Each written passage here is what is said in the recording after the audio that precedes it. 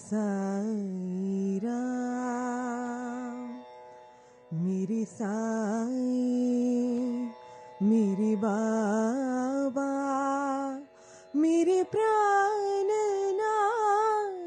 राम, मेरे जीवन में साथ रहो साईनाथ मेरे, मेरे साईं, मेरे बाबा।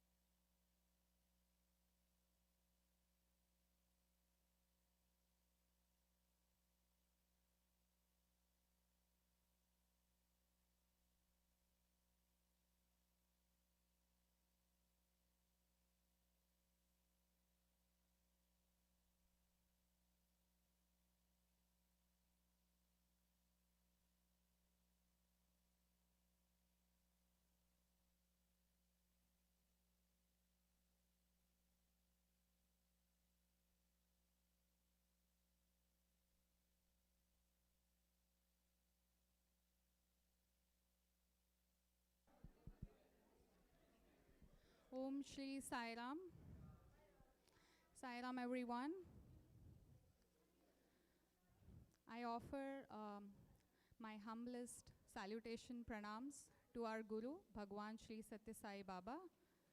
And I welcome you all on behalf of the young adults of South Houston Sai Center to our Guru Poornima program. Om Shri Sai Ram. A very happy and blessed Guru Poornima to everyone. On behalf of the young adults, I extend a warm welcome to all our children, parents, elders, devotees, and guests. We're truly grateful that you have joined us to celebrate this sacred occasion together. Guru Poornima is not only a day to offer flowers at the lotus feet of the Lord, but also to offer the flowers of our character, love, humility, compassion, selfless service, and gratitude. These are the offerings that bring the greatest joy to Swami. We will begin with opening prayers, a thought-provoking debate on the topic Guru versus Conscience, led by YAs with a panel which has participants ranging from SSC, young adults to adults. This will be followed with an update of the Uganda project and a special Guru Poornima bhajans by the YAs. Today's program is a humble offering from the young adults, inspired by Swami's teachings and prepared with lots of love and devotion. We hope that through the prayers, bhajans, and the debate presentation, each one of us leaves feeling inspired to strengthen our connection with our eternal Guru and to become instruments of his love in our homes, schools, workplaces, and communities. With that thoughtful prayer, let us begin this Guru Poornima celebration by offering our hearts in gratitude to our beloved Bhagavan Shri Sathya Sai Baba. Sai Ram.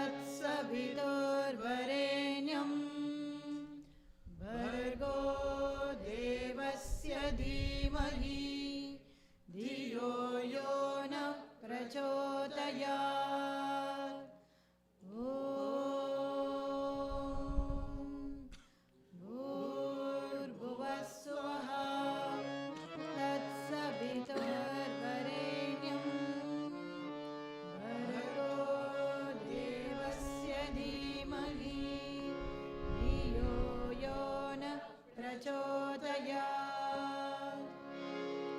Our Father, who art in heaven, hallowed be thy name. Thy kingdom come, thy will be done on earth as it is in heaven. Give us this day our daily bread, and forgive us our trespasses, as we forgive those who Trespass against us. And lead us not into temptation, but deliver us from evil. For thine is the kingdom, and the power, and the glory, forever and ever. Amen.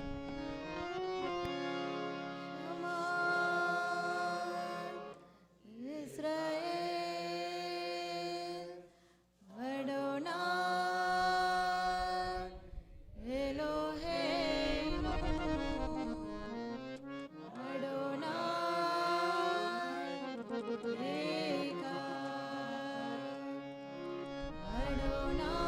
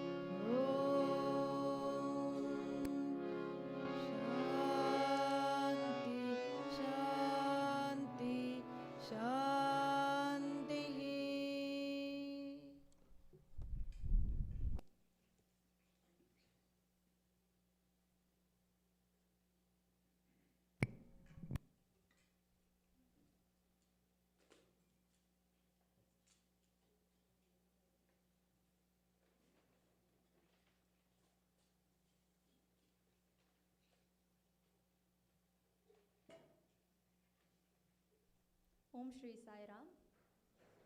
My humble pranams at Swami's lotus feet. Sai Ram, everyone. Sai Ram. Thank you all for joining us on this auspicious occasion of Guru Poornima celebrations.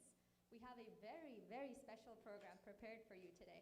A thought-provoking debate on a very compelling topic, This topic is inspired by one of Swami's most famous quotations, the 4 Fs.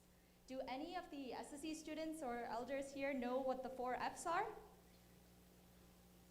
Don't be shy. What's the first F? Follow the master. Second? Face the devil, correct. Third? Fight to the end, okay? And finally, finish the game. Thank you so much, all of you collectively. So today, on this auspicious occasion, the plan is for all of us together to take that first step, follow the master. But before we take that first step, we know the instructions are follow the master. But which master is it that we are supposed to follow? Do we follow our Swami by reading Sai literature, listening to Swami's discourses, and surrendering to his will completely, praying for him to guide us and show us the way? Or do we follow Sai, S-A-I, by seeing always inside, by trusting in our conscience, the inner voice of God within us all, and having faith in ourselves to do the right thing and choose what's best for us, even if we aren't sure if it's the right decision for us? Before we can follow the master, we need to figure out which master it is we are supposed to follow. So, to help clarify this confusion, we have 2 teams here today to provide some valuable insight and information into both trains of thought to help us make a more educated decision. First up, let me introduce today's debaters. We have Team Conscience. Representing the SSC perspective, we have Girik.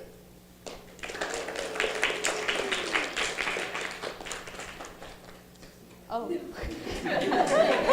Sairam Girik. What an entry. I was not prepared for that, guys. Representing the YA point of view, we have Sainath.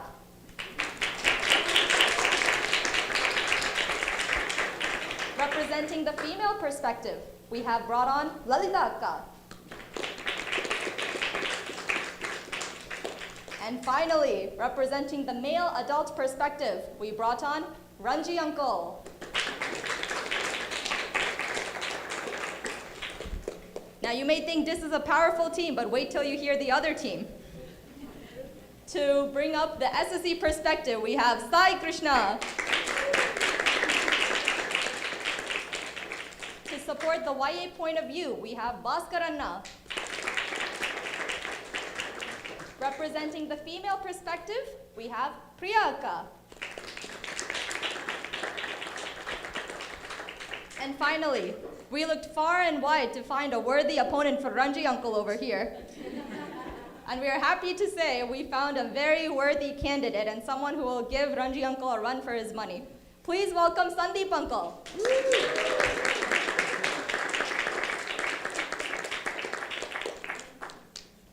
Swami, please think and speak through all of us today so that we may do justice to delivering your beautiful words of wisdom.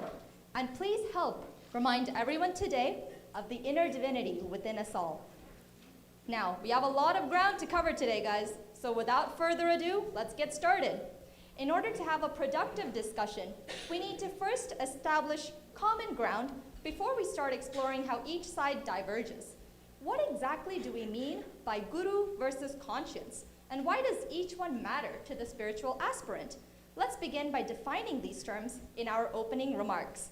To start us off, let me call on Team Conscience. Please tell us, Team Conscience, what is this conscience? And why is the conscience an essential part of spirituality?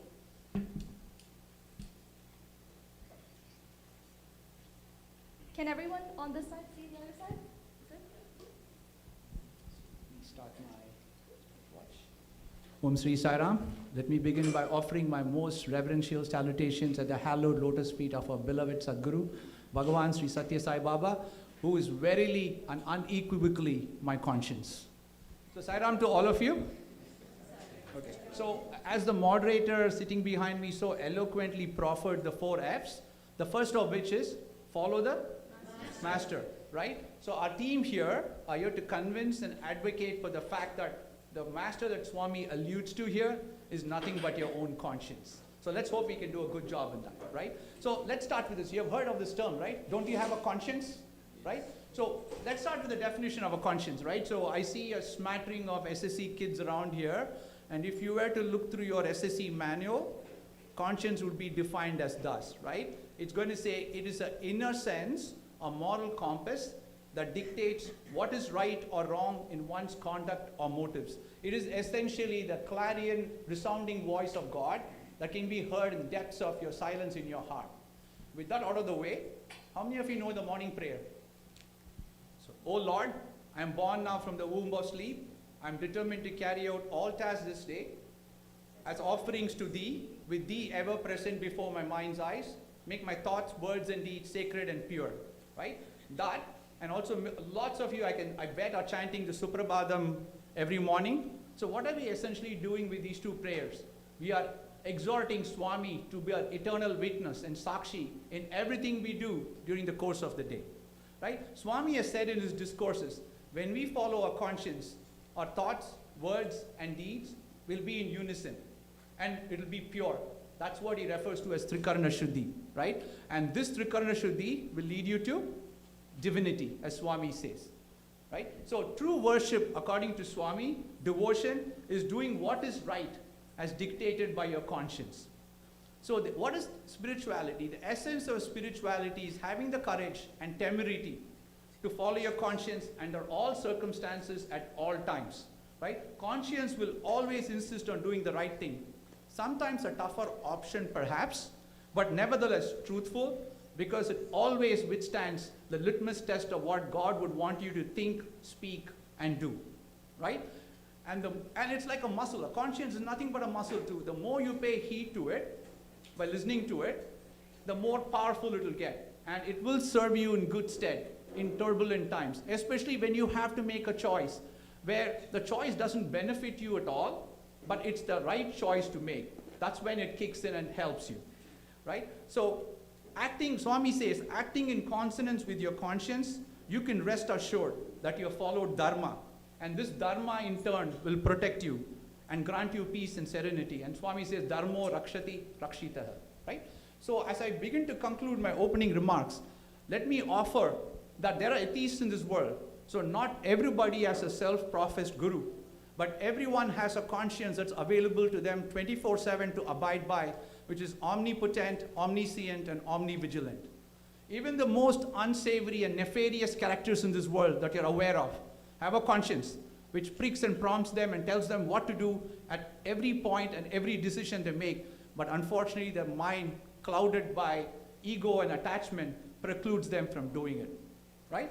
So the classic case is what? Duryodhana, right? His entire clan was obliterated in the battle at Kurukshetra simply because he refused to listen to the inner promptings of his conscience to adhere to Dharma as prompted by Sai Krishna. Not that Sai Krishna, but this Sai Krishna, right? But nevertheless, levity aside, I'm going to leave you with this remark, right? How many of you are aware of the calendar? You have a day calendar, right? Which you turn. Swami has a quote, day calendar. Do you know what the quote for August 2nd is? It says right here, be loving, begin to perceive your inner voice and follow it. I rest my case.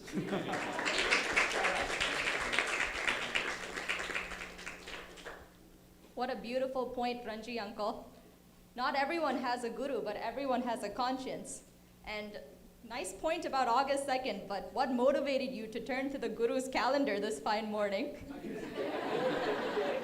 was a little nervous today, so I specifically made sure I turned it to August 2nd. So in times of nervousness, someone turned to their guru. I think that's a good segue. Team Guru, let's hear from you. Please elaborate. Who is the guru?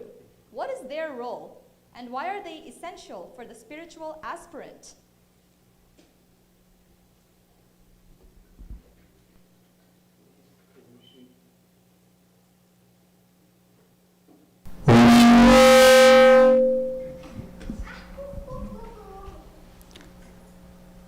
Shri Guru Poornima, my loving pranams to our eternal Guru, Shri Sathya Sai Baba. So, to understand who the Guru is, let us turn to Swami's own words. So, Swami says, Go means darkness, and Ru means removing the darkness. So, therefore, Guru is the one who removes the darkness, which is ignorance. Swami say Guru means Gunatita, which is beyond attributes, and Ru means Rupa Varjita, which is beyond forms. So the true Guru, therefore, is the one who is beyond attributes and beyond form. Such a Guru is not merely a philosopher or a teacher, he is the divine himself. That Guru, or the enlightened Guru, is the one whom we are here to talk about. Swami will guide, my Guru. So as I started preparing for this debate, the first thing I turned to was my Guru and his teachings. If you carefully listened, the conscience team, while explaining conscience, multiple times quoted the Guru and his teachings. In fact, moderator Sister Kirtana, how did she start? She said this is inspired by the Guru's quote about 4 F's. So these are ample evidences, and this established Guru in the spiritual aspirant's journey, isn't it? I think I can stop here, but I have some more minutes and I have the mic. So you have no other choice unless Ravi uncle decides to turn off my mic. So not everyone has a Guru, but everyone will benefit from a Guru. Everyone has a conscience, and they must have it, agreed? However, conscience does not function in isolation. It is inextricably tied to the monkey mind, which is shaped by its upbringing, its experiences, ego, fear, attachments, and whatnot. So, two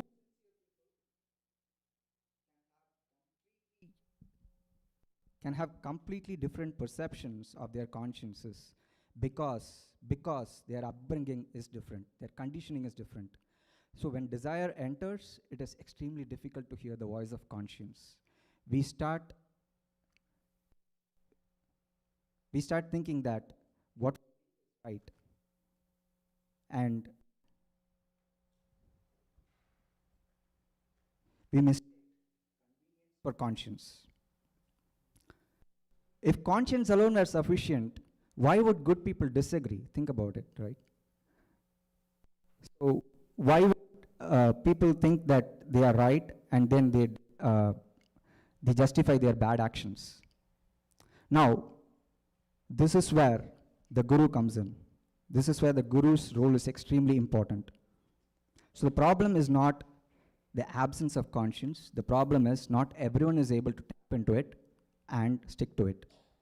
So think of conscience as a compass, right? Compass always points to the north, but only when the nearby magnets are not there. It is not disturbed by the nearby magnets. So anger, pride, ego, all these act as magnets which distort its direction. Suddenly, the north that it is pointing to is no longer the true north. Imagine you are traveling in a ship with such a compass. You think that you are going to the Caribbean, and suddenly it takes you to the Strait of Hormuz. What happens? Good luck hanging out with the oil barrels. So going back to the example of Duryodhana, he knew what was right, yet he chose otherwise. We can close the chapter that, okay, he ignored his conscience, and that led to the disaster. But it's important to think why. His ego and attachments clouded his mind.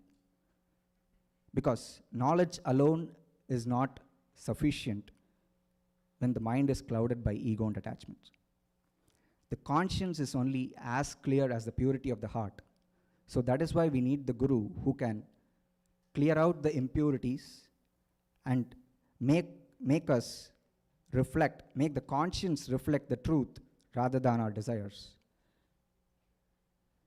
When darkness fill our skies, hiding sunshine from our eyes, hold on, Sai Ram. Dear brothers and sisters, the sunshine, which is the conscience, is always there. But often it gets engulfed by the dark clouds of anger, pride, and attachments, and the sensuous desires. In those times, remember, in those times, we need to hold on to the Guru, for he is the one who can remove the darkness and illuminate our path in the spiritual journey. Thank you. Jai Sai Ram.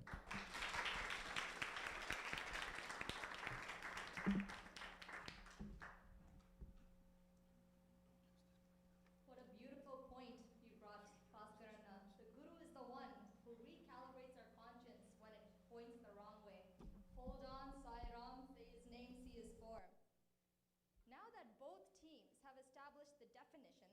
set the parameters for the debate, let's move on to some more nuanced topics. There are many times in life when we are completely confident. We know exactly what path we need to take, and we have no trouble taking that path. Our Guru's wisdom and our inner conscience are in complete alignment. But there are also other times in life when the answer is not so obvious. We are torn between two paths that both seem right. Do we choose what is familiar, or do we step into the unknown? Do we hold on to an old dream, or do we let it go to make way for a new one? In these kinds of tough situations, when we feel our hearts being pulled in two different directions, our only option is to pick one path and deal with the consequences of not picking the other path. When making these kind of difficult choices, how are we supposed to choose which path is meant for us? Who should we turn to as a guide? Team Guru, why don't we hear from you guys first this time? Please tell us, why is the Guru a better guide than the conscience in times of uncertainty?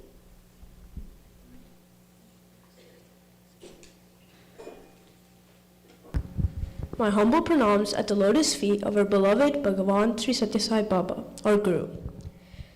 The Guru is a better guide than our conscience in times of uncertainty because our mind often becomes clouded and confused by emotions like fear, anxiety, attachment, and desperation. When our minds are flooded by these emotions, the voice of our conscience either becomes faint or easier to ignore, or leads us astray completely, convincing us that we are doing the right thing, even if we aren't. The Guru has spiritual knowledge beyond our own experience and wisdom, and helps us make decisions based on eternal truth. The enlightened Guru will always guide us on the right path because he is free from worldly emotions and attachments. Imagine you're in math class. Your teacher gives you a really difficult problem. You spend 15 minutes trying to solve it, and you still can't even figure a single thing out. What do? Do you keep struggling for 5 minutes, 10 minutes, 15 minutes, or even the whole day? Or do you just ask your teacher to guide you and show you the right approach? Just as we don't have an unlimited amount of time to solve math problems, we also don't have an unlimited amount of time to reach enlightenment. We only have a few decades of life, and every day isn't even guaranteed. From a practical and logical perspective, the best way to get clarity in times of uncertainty is to ask the expert, and the ultimate spiritual expert is the enlightened Guru. Now, you may think that SSC kids like me are the ones who need a Guru the most, and that as we grow older, we become more self-sufficient.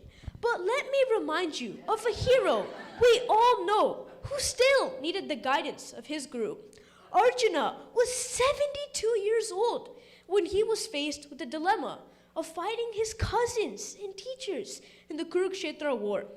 Overwhelmed by sorrow and confusion, Arjuna felt that fighting would be morally wrong. His conscience told him that walking away from the throne was a more noble decision than fighting his loved ones for wealth, status, and power.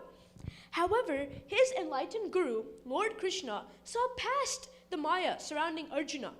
Krishna guided him with divine wisdom and explained the necessity of following dharma and fighting for what was right. He taught Arjuna not to be controlled by emotional confusion, but to act according to righteousness and spiritual truth. Without the Guru's guidance, during Arjuna's greatest moment of uncertainty, righteousness would not have been prevailed. Our conscience can sometimes be clouded by emotions and may not fully understand what is truly right. The enlightened Guru provides higher wisdom and clarity, helping us stay aligned with Dharma and make the correct decision, even in difficult situations.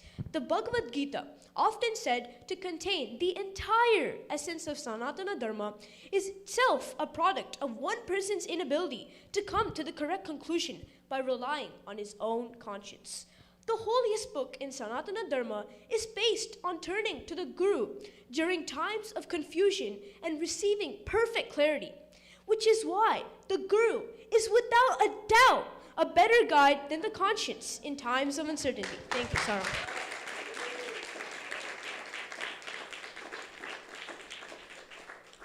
Shall we end the debate right there? I don't know how you're supposed to go after that. I know many of you traveled very far away to be here today, and I hope that was worth it for you guys. He's our youngest debater, 12 years old.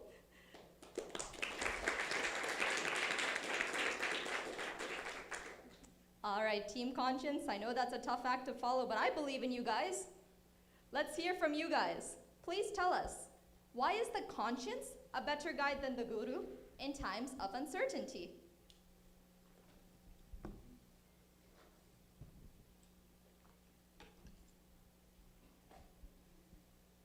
My humble pranams at the lotus feet of our beloved Bhagwan, Sri Sathya Sai Baba, and loving Sairams to everyone here. It has been wonderful listening to the insights shared by my fellow participants.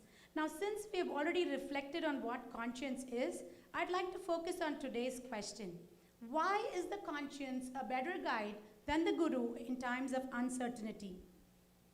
As I was listening to my wonderful co-participants, I realized I wanted to take some notes from the insights shared. But I need a pen. Now, may I have your help? How many of you think I should first look in my bag? Raise your hand. All right, so let's see.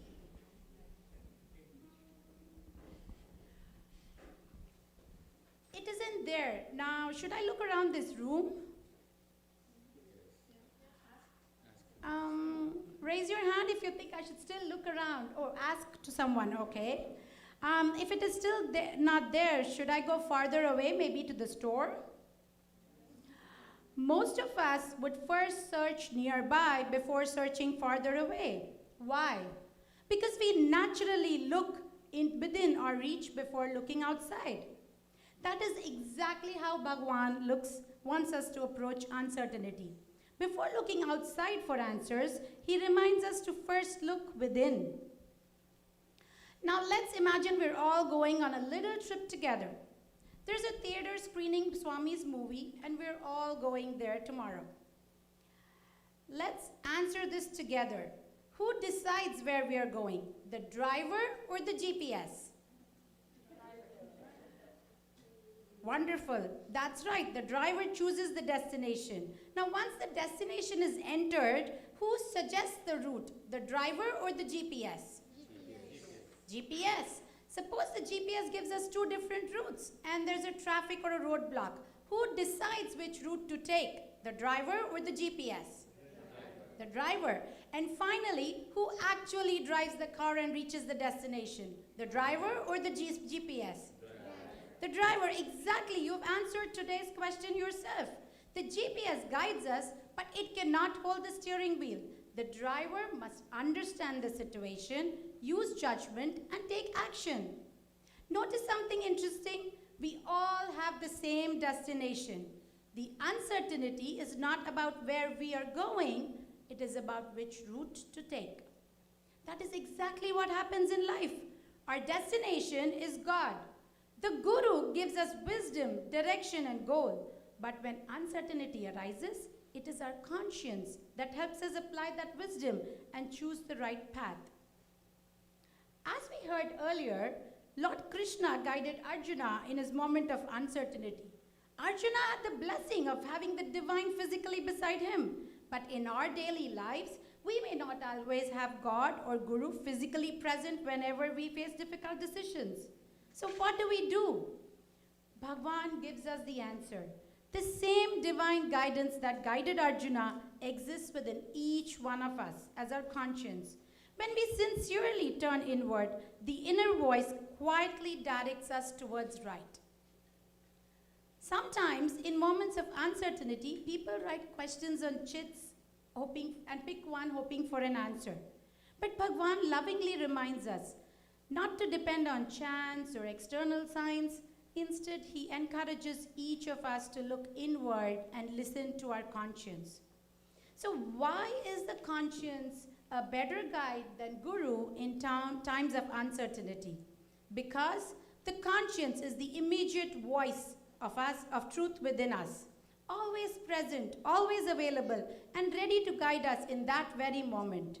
A guru gives us wisdom, teaching, and direction, but the highest role of the guru is to awaken and purify the conscience within us so we can apply those teachings when faced with life's decisions. As Bhagwan beautifully said, your conscience is your master and guide. So the conscience becomes a better guide in moments of uncertainty, not because it is greater than the guru, but because it is the guru's wisdom alive within us. Let us all strive to purify our conscience through truth, love, selfless living, so that when uncertainty arises, we may confidently follow the voice of God within. Thank you, and Jai Sai Ram.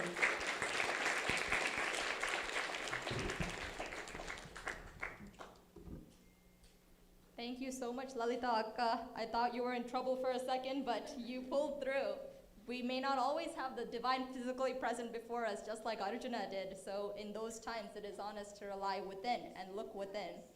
Shall we take this discussion one step further? In the last topic, we explored where to look for guidance in specific moments of uncertainty, but our ultimate purpose in life is not to keep picking between A and B throughout our life. The ultimate goal is self-realization, to realize our true nature, our inner divinity, and recognize ourselves as the embodiments of love, the Prema Swarupalara, that Swami reminds us we already are.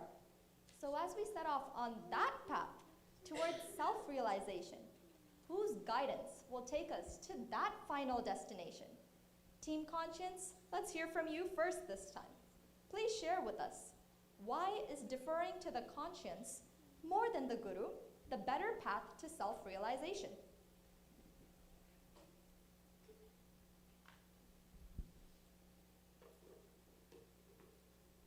Om Shri Sai Ram. We've heard that the Guru teaches us what is right. We've also heard that our conscience is the voice of God. So if both of those things are true, why do we still struggle to change? The answer is simple. Because knowing what is right and actually doing what is right are two completely different things. While the Guru can inspire, teach, and guide us, our conscience is always with us. A Guru cannot be by our side every moment, but our conscience speaks to us before every thought, word, and action. The true master is our conscience. The more we listen to our conscience, the closer we move towards realizing our true divine nature and ultimately realize that everyone and everything around us is divine. Recognizing this omnipresent divinity around us is what self-realization is all about. Some believe that the Guru is the better guide because a Guru has wisdom and experience. I agree that a true Guru is very, very important. A Guru teaches spiritual knowledge, answers our questions, and helps us understand God's teachings. A Guru can also inspire us by setting a good example. However, even the best well-intentioned Guru cannot make our choices for us. Sai Krishna spoke about Arjuna needing Krishna's guidance. But what happened after Krishna finished speaking? Krishna did not simply trade places with Arjuna and fight his battles for him. Arjuna still had to fight the battle himself.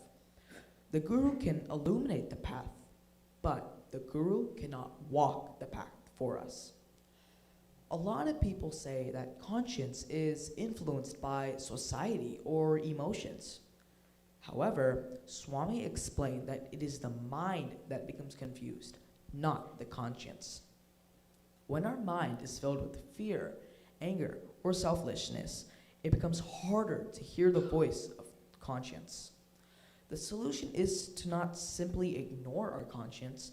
The solution is to purify it, to remove anger, ego, fear, attachment, and desires that prevent us from hearing it clearly. This is why Swami has encouraged us to engage in daily sadhana, prayer, meditation, selfless service, and self-discipline to purify our mind so that God's voice within us, conscience, becomes resoundingly clear to listen to. In conclusion, a guru can take our hand and lead the way, but unless our conscience decides that it is time for meaningful change, our spiritual journey will be at a standstill. Conscience is God's constant guidance in our hearts. As Swami taught us, following our conscience will help us overcome our ego and live the 5 human values and allow us to discover our true divine nature and finish the game, attaining self-realization. Thank you, and Jai Sai Ram.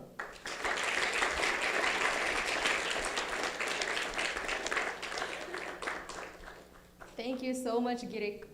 Swami can illuminate the path, but it is our responsibility to walk that path.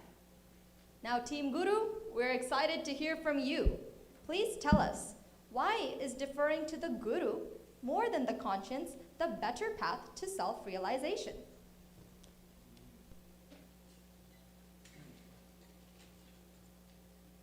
Trouble, Team Conscience.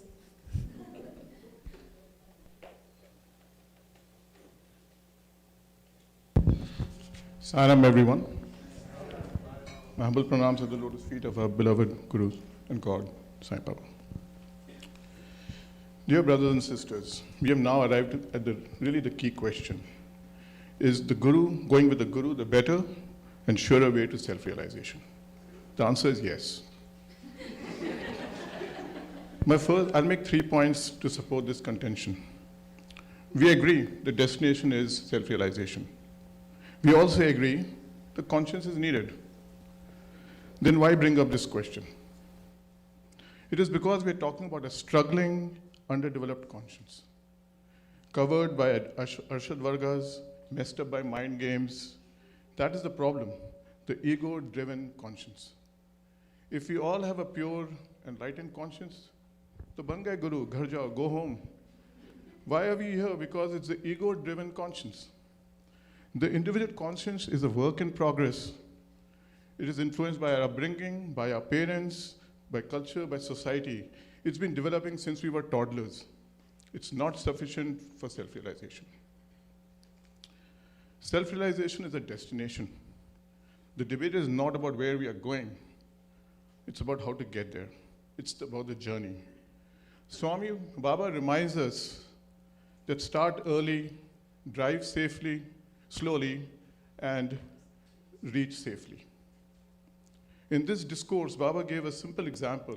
He said if you're at a restaurant or a hotel, if you make your reservation or buy your lunch ticket early, you will, when you go down there at noon, you'll have your lunch waiting for you, your table waiting for you. But if you go there hungry at noon with no reservation, no table, food may not be, your lunch may not be available. Your table may not be available. So what is Swami advising? He's saying buy the ticket early. And who's the ticket? The Guru.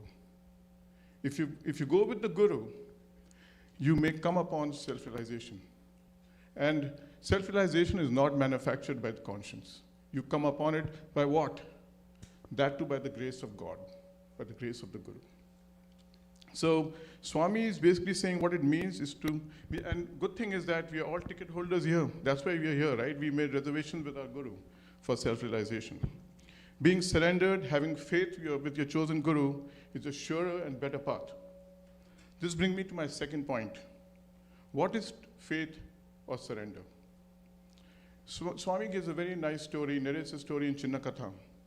He pointed at a bird and he asked Arjuna, that's a peacock. Arjuna said, yes. Then he said, in a moment, he said, that's an eagle. Arjuna said, yes. Then he said, no, that's a crow. Arjuna said, yes. And Swami was laughing. He says, don't you have your eyes of your own? Arjuna said, your words are more trustworthy than my eyes. Swami would say, this is true faith. With true faith, there is no hesitation. Let me give you another example, another way to look at faith. Think of a patient who's trusting an expert surgeon. Do you tell the surgeon where to make the incision? Why? Because the surgeon can see what you cannot see. So the Guru sees farther than we do. And he knows not only what we want, but what we need. We've talked about Arjuna a lot. Let us consider Hanuman. He did not negotiate with Rama. He did not overthink, didn't argue, simply surrendered. No ego, no personal agenda. Complete faith, purity and unity in thought, word, and deed. Purity is important there. In fact, Hanuman is the unwavering model of devotion and spiritual strength. Does not the Hanuman Chalisa inspire? It does. Guru's name has all the power. Ram, Ram, Ram, Sai Ram, Sai Ram, Sai Ram. Nam Smarna. That comes to the last point. I know we've talked a lot about the 4 Fs. Let me tell you about the 4 Fs in the discourse that Swami has, these 4 Fs. He did not just say, follow the conscience. He didn't stop there. And by the way, you did say, today's thought of the day was follow the conscience. He said, begin. It's the beginning. Well, I'll tell you that, what it means. He outlined the 4 Fs, beautifully simplifying the 4 Purusharthas, the 4 goals of life. They are outlined in the Upanishads, but for our benefit, he simplified it. He said, follow the master is dharma. Face the devil, artha. Fight till the end, kama. Finish the game, moksha, self-realization. Can the ego defeat itself? We've been talking about the ego-driven conscience. Ego cannot defeat itself. Absolutely not. That is why follow the conscience is only one of the 4 Fs. And that's why in his quote today, Swami never says the wrong sentence or phrase. He said, start, begin today.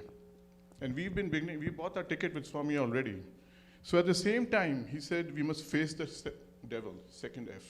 Live honestly despite temptation. 3rd F, fight till the end. Our 6 inner enemies, lust, anger, greed, jealousy, pride, envy, and so on. In going with your chosen Guru, his divine energy is like an anesthetic on the pricks and pokes of your conscience, makes the journey smoother and towards self-realization. Also, self-realization is not a trophy.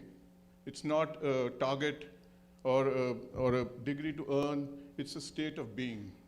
You come upon it, and that too by the grace of God. And only if we pursue these 3 Fs, finish the game, we can finish the game, be realized. And that can happen only through his grace.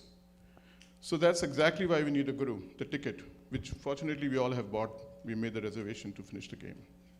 In conclusion, to surrender to the Guru means to surrender the mind. What are you surrendering? There has to be something to surrender, right? You have to transcend your mind. So when you surrender it, you transcend it. No more mind games, in other words. Surrender our fears, gain courage. Surrender our worries, peace.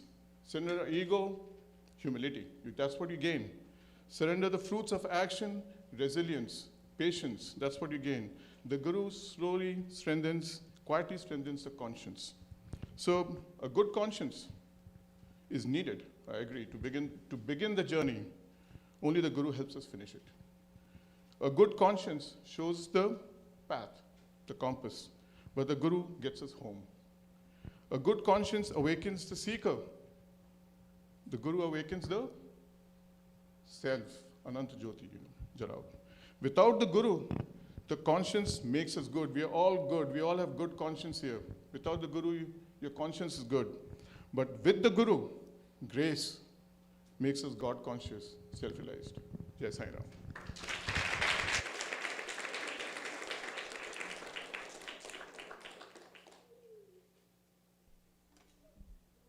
Thank you so much, Sandeep Uncle, for sharing such salient points with all of us. The ego cannot drive out ego. Only God's divine grace can take us there. Be like Hanuman, have complete faith in Guru. That is all you need. Hanuman is one of the gods that we pray to, but he himself is praying to another god, showing us the example of just love and devotion to the Guru as the way to take. With that, we reach the final legs of our debate. We've explored who the Guru is, what the conscience is, how each guides us through uncertainty, and how each in turn guides us towards self-realization. we've heard two compelling perspectives. The conscience team reminds us, turn inwards and trust the voice of God within. The Guru team reminds us, surrender to the divine Guru who guides us beyond the limitations of the mind, beyond what the mind can see. But before we conclude today's debate, there is one final question that brings all these ideas together and asks us to reflect on the heart of today's discussion. Let's hear from both of our powerful teams one last time. Team Guru, please tell us, why does the Guru remain the highest authority on the spiritual journey?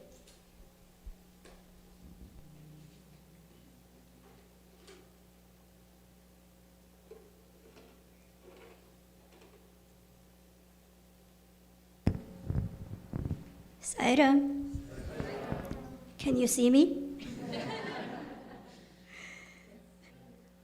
No, it's okay. It was just a joke.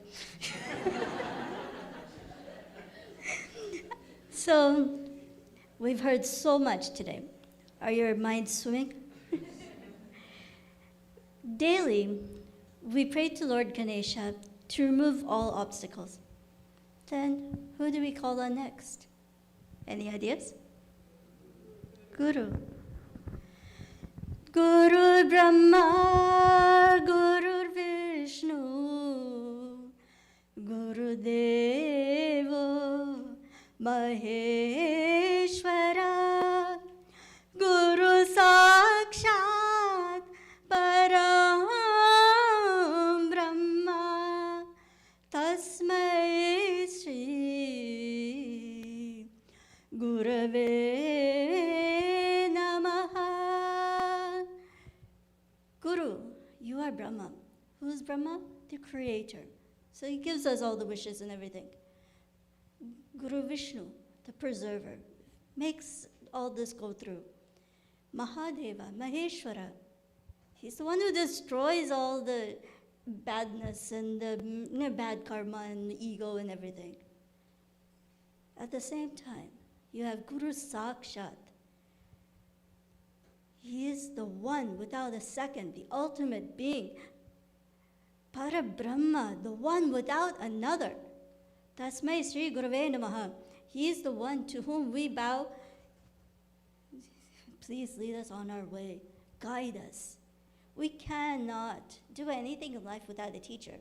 So where do we get to for self-realization without a guru? A guru can also be compared to a lighthouse. Think about it. The lighthouse is strong, tall, gives out the light to the ships. It guides them on their way, warning them against any kind of dangers. It says that when you absolutely come to the point that you need a guru, the guru himself will show up in your life. And once the guru enters your life, that's when the learning starts. And that connection begins. And the more that you learn, you imbibe those lessons, he guides that awakening in us to find that truth, to find that fountain of knowledge, to find that inner peace and calm. When we experience life's challenges, any of the negativity, it's the divine master who comes to our rescue. When, say that you fall down, you're not going to go, oh, conscience, help me. You're going to say, oh, Swami, help me. He shows us the right path, helps us to cross life's storms, or to ride us away from the negativity. After all, he is Parthasarathy. And he helps us find that balance and calmness within. Once you learn and learn and learn the lessons, and it is imbibed within, that's when it becomes the conscience. That's when your guru and your conscience are one. And then you don't need to seek outside, because all the lessons that you've been learning, you recollect. Sometimes you don't even need to recollect. Sometimes that instinct comes just like that. And you know how to match it and how to reach your goal. Without the guru, how will you know that you've reached the ultimate goal? or even know what the goalpost is. Weekly, at the end of our devotional sessions, listen to what we always end with. Sai, you are Guru, God and Self. Mother, you are everything to us. Father, you are everything to us. You are the divine primal energy, manifests all that we ever see. You are the one reality. Then where is the cause for a second? Sai Ram.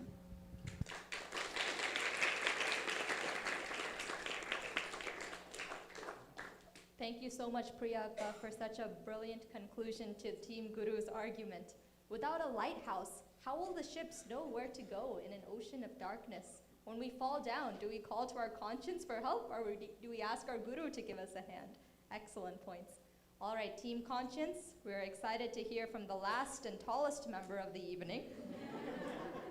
Please answer our final question. Why does the conscience remain the highest authority on the spiritual journey?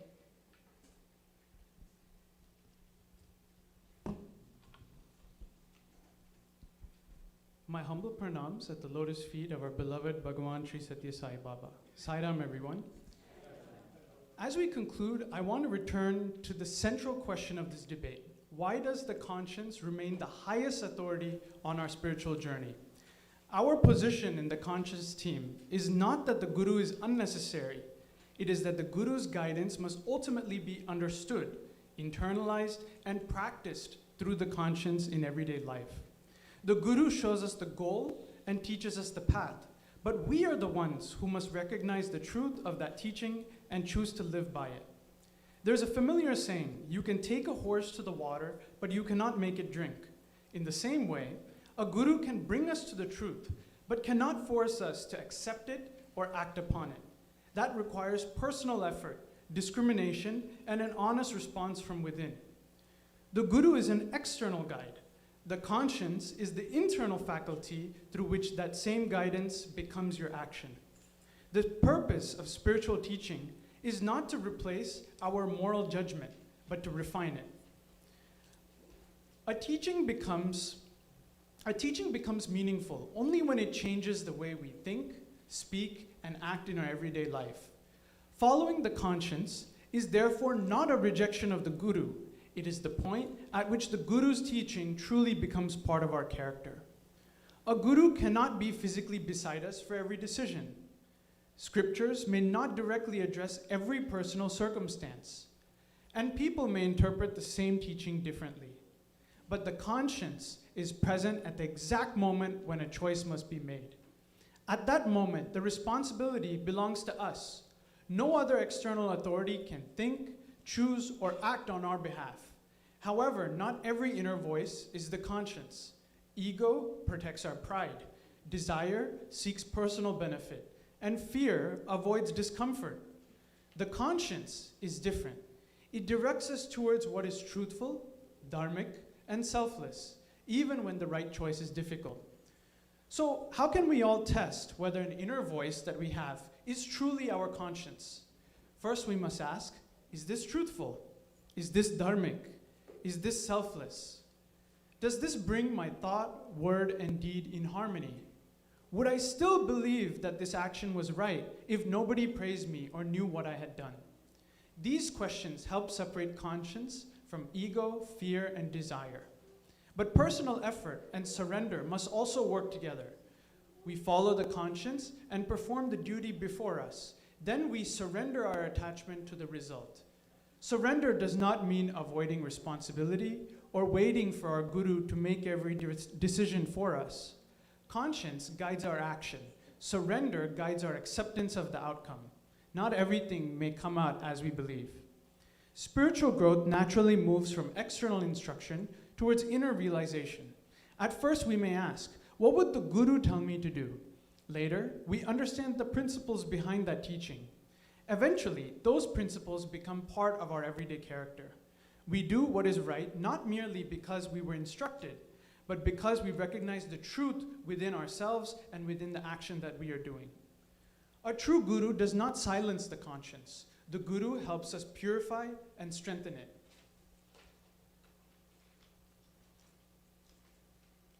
External guidance may illuminate the path, but the conscience must still recognize what is true and decide how that truth should be lived.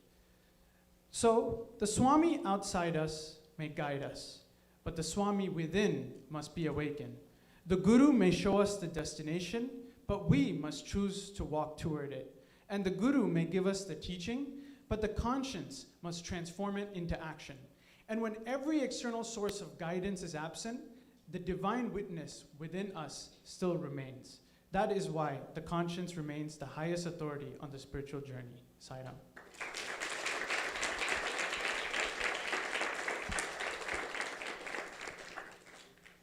Thank you so much, Sainath, for sharing such beautiful points. I especially liked the point where he mentioned that not every inner voice we hear is the voice of our conscience. We have to put that voice to the test. Ask it, is it truthful? Is it dharmic? Is it selfless? Correct? Okay, good. I wanted to make sure I remembered it. Please give another round of applause for the amazing points brought up by either side. Now, based on everything we heard today, let's get a show of hands. Who thinks the master we should follow is the conscience? Who thinks the master we should follow is the Guru? Who thinks the answer depends?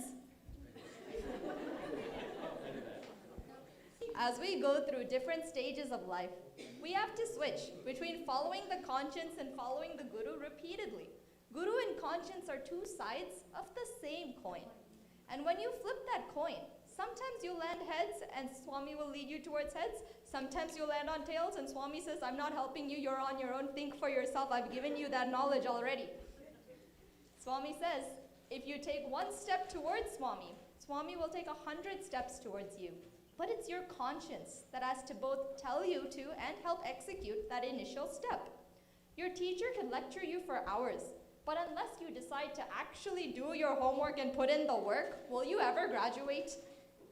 There will be times in your life where you feel completely overwhelmed and emotionally incapable of action with the passing of a loved one, with feeling hopeless, desperate, anxious, not knowing where the future will lead you, with feeling like you've already put your 100% effort in, but you've still fallen short. During these hard times, we won't have the mental capacity to develop our conscience, ask it all these questions, and defer to it. In those times where our strength and willpower fail us, we can do nothing but completely surrender to Swami's will and pray to him to show us the way forward. We can do nothing but run to our Swami, our Guru and Divine Mother, and find comfort in him and his words. With emotion overtaking our ability to think rationally and logically, we close our eyes and we sing, surrender to the feet of the Lord Sai Baba, surrender to the feet of the Lord, surrender to the one we adore, Sai Baba, surrender to the one we adore. And with devotion we can cross the ocean with Baba beside us to guide us. Surrender to the one we adore, Sai Baba. Surrender to the one we adore. On the other hand, there will also be times in our lives where we're ready and wanting a change. When we're tired of doing the same thing over and over, getting the same results, being the same person we were yesterday, having the same character, we're fed up with our own habits and being our own worst enemy. When we decide we're tired of getting angry so often, we're done feeling sorry for ourselves, we want to change. And those are the times where we allow our conscience to lead the way into actual action, where we allow the Guru, our Swami, to bring us to the water. But our conscience tells us it is time that we take a drink. Those are the times when we think about who we truly are, where we meditate on our inner self, where we do our daily sadhanas, where we remind ourselves that we are Prema Swarupalara, embodiments of love. But not only do we remember, we start to treat ourselves like the divinity that we are. And to remind us of our inner divinity in those moments, together we close our eyes and we sing, I am God, I am God. I am no different from God. I am the infinite supreme, the one reality. I am Satchitananda Swarupa. I am Om Tat Sat Om. I am love, I am truth, I am peace eternally. I am ever pure delight, I'm always full and free. Fear and grief can never touch me. I am Om Tat Sat Om. This bhajan shows us that everything we are looking for is already within us. As we can see from these two beautiful bhajans, both following the Guru and following the conscience become important in different times of our lives. Just as we need two hands to clap, we need the Guru and we also need the conscience. The Guru, our commander, provides divine information. The conscience, our soldier, enforces personal transformation. And when they both come together, they help us reach the final destination. Baba initially said, "My life is my message." But then he said, "Your life is my message." On this Guru Poornima day, let us say thanks to our beloved divine Guru, Sri Sathya Sai Baba, and make a promise to him that we will use and refine our conscience as an offering to him, according to his will, and under his ever-present guidance. Jai Sai Ram.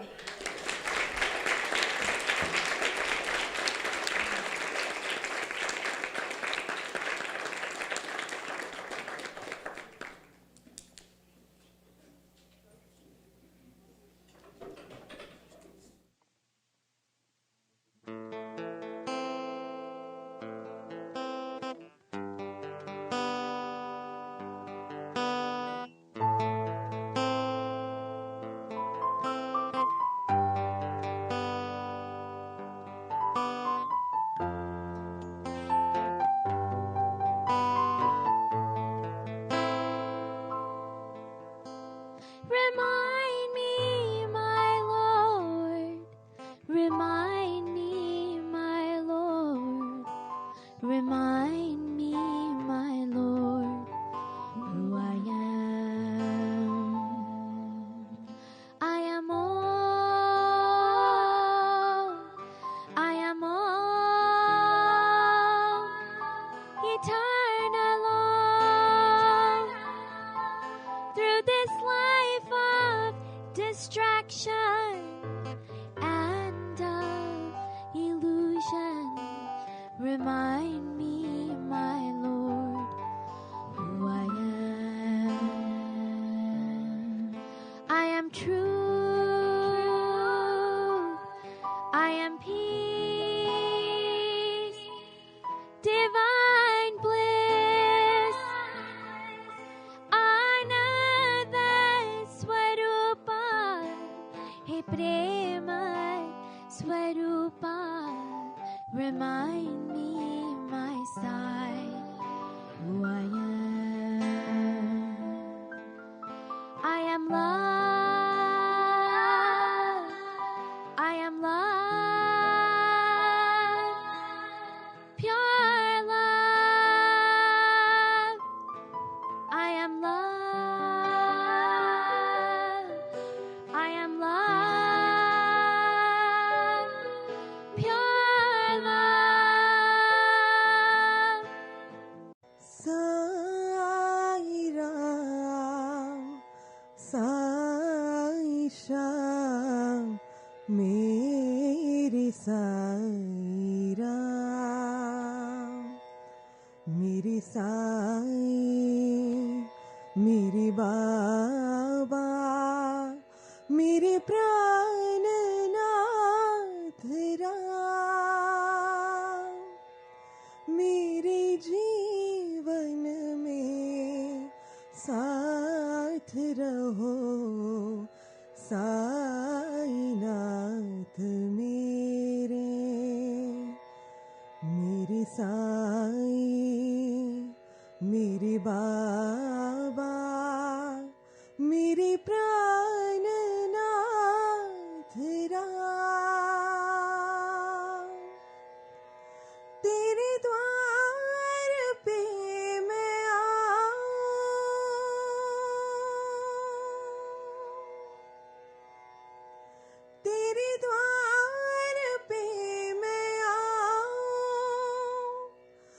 मुझे शांति दो भगवान,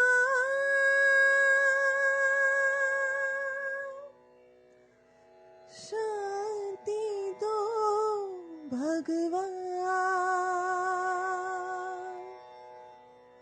मुझे शांति दो भगवान,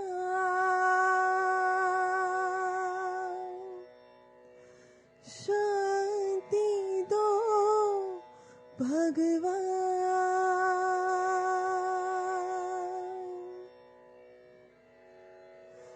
तेरे द्वार पे मैं आऊं,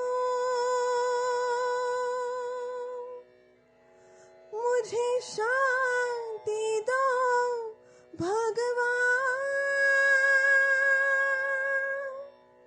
शांति दो भगवान, मुझे शांति दो भगवान। मेरे जीवन में साथ रहो साईनाथ मेरे,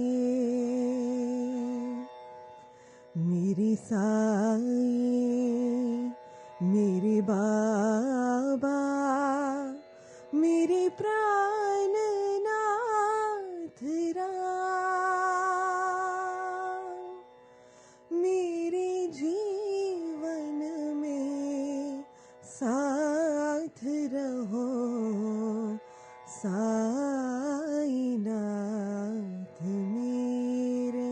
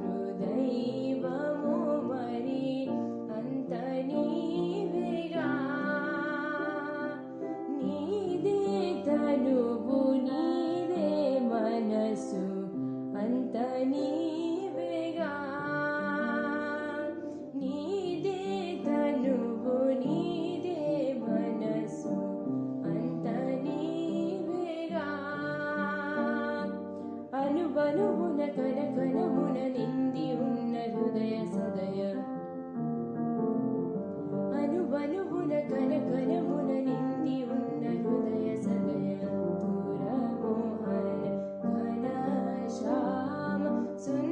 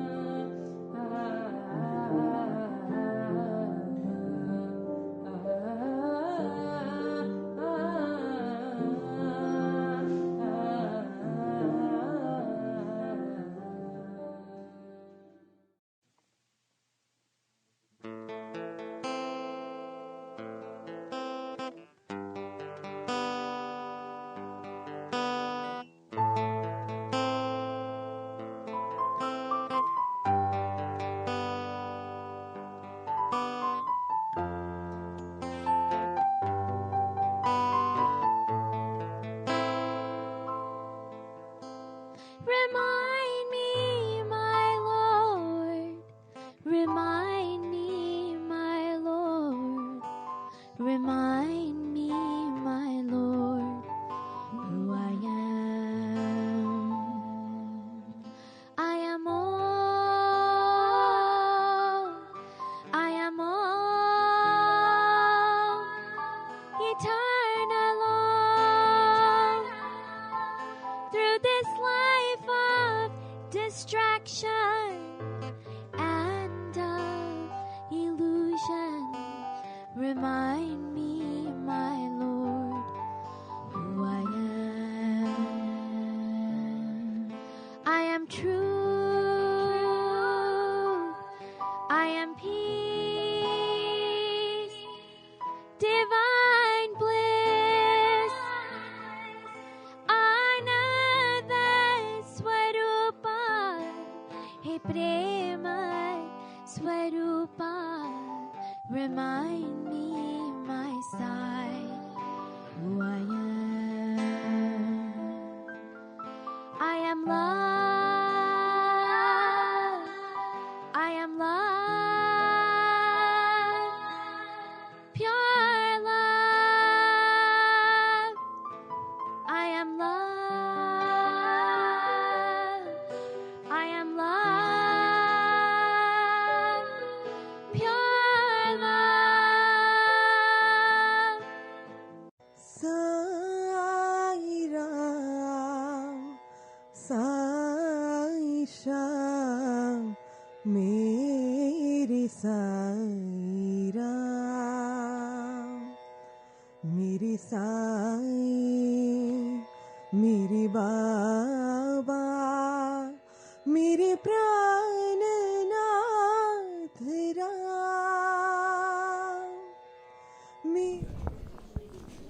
Loving Sairams, everyone. Whoever is outside, please come and please be seated. We have an important update. You know this Uganda project. It has been our center's own project. We are very proud that it has completed the phase. And we have an update about this. And I'll call on Sister Disha, Sister Upasana. Please come forward. We'd like to hear more details about it. Sister Advaita, you're here?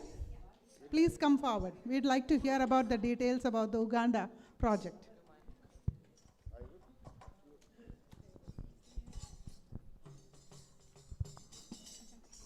My humble pranams at the lotus feet of our beloved Bhagavan Sri Sathya Sai Baba. Sairam, respective elders, brothers, and sisters. Blessed Guru Poornima to you all. A week ago, in a landlocked country in the middle of Africa, a group of students from their own school began unpacking and installing computers which will go on to bridge the digital gap of their own community. Miraculous Sai incident, Swami, exactly 58 years ago in July, landed in Uganda, the only country outside of India that he ever visited. This historical visit inspired generations of devotees and began a legacy of selfless service that continues to guide and inspires projects like this one that we celebrate today.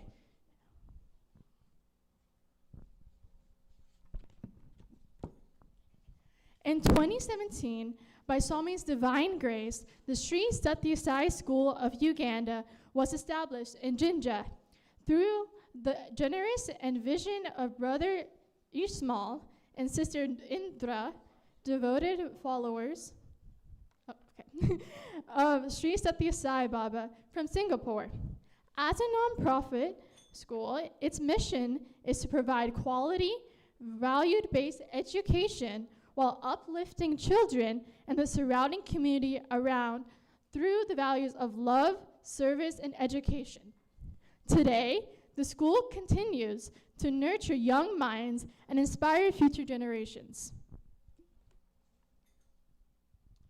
With profound gratitude and reverence, we humbly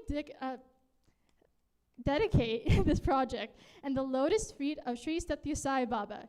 His divine grace, inspiration, and guidance have blessed every initiative at this school, guiding each project from its beginning to the very end. Following previous service efforts in Uganda, including medical camps and clean water and sanitary projects, our Group 4 SSC students were inspired to continue Swami's message of selfless service. This inspiration gave way from chalkboard to keyboard initiative, bringing technology and new learning opportunities to the students of the Sathya Sai School of Uganda. Inspired by Sri Sathya Sai Baba's teaching of selfless service, this project became a reality. Through the dedication of Sai devotees, young adults, and children, we express our heartfelt gratitude to all volunteers and donors and supporters who helped bring this vision to life. Beginning in December 2025 and completed on Guru Poornima of 2026, this initiative now serves 310 students of Sai School Uganda ages 6 to 14 by expanding educational opportunities through technology.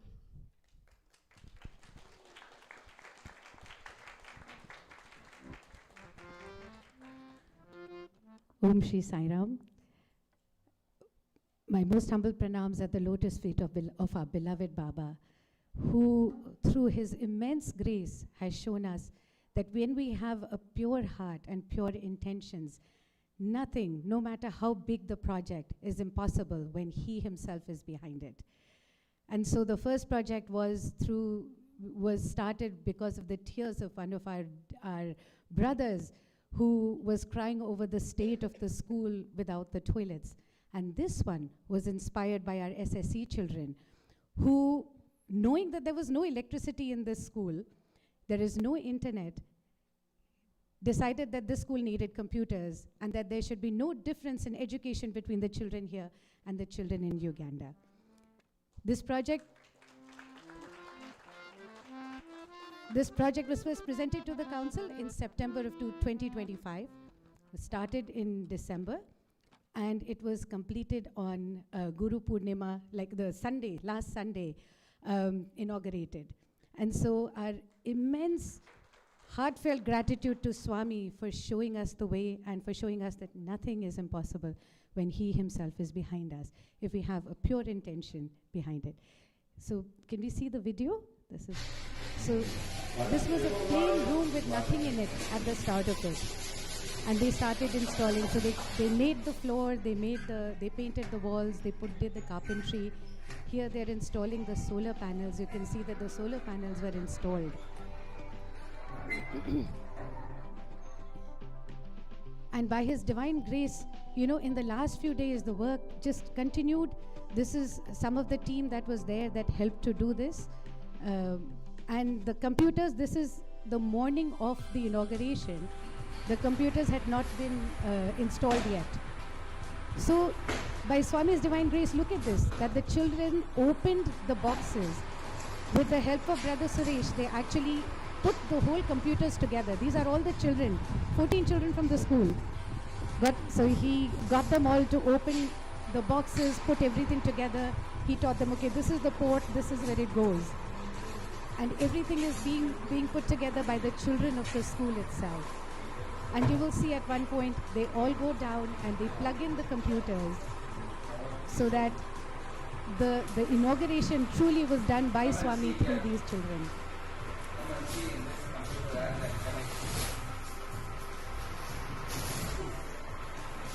So they're all looking at what was done in the one computer, then they all go back and do it on their own computers, you can see.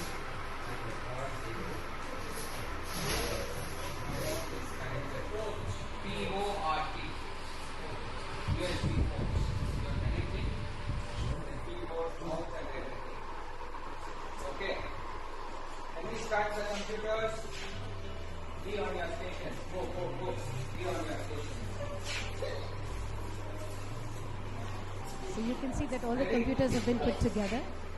Switch on, whoever has connected it down, switch on the power. So then they're bending down, they're putting on the power. Connected down, all the wires, switch on.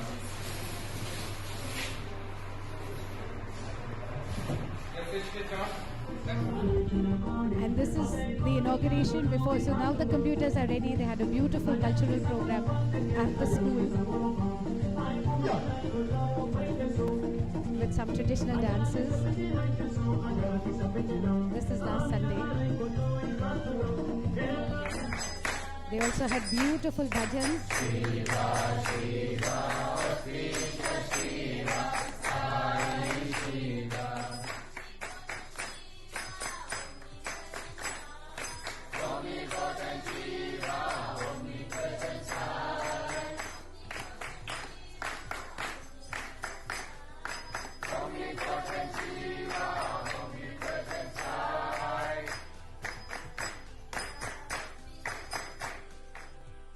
After that, the inauguration happened at the lab, computer. You can see Swami's picture on every computer there. Isn't that the scene? Look at this. Yeah.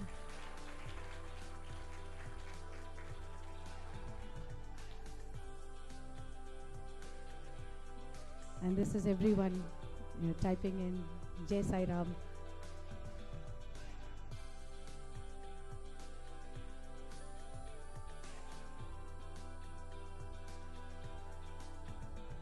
And this is His divine grace that in a school where there is no electricity, today they have a computer. And the first classes for the teachers has also happened through the grace of our young adults.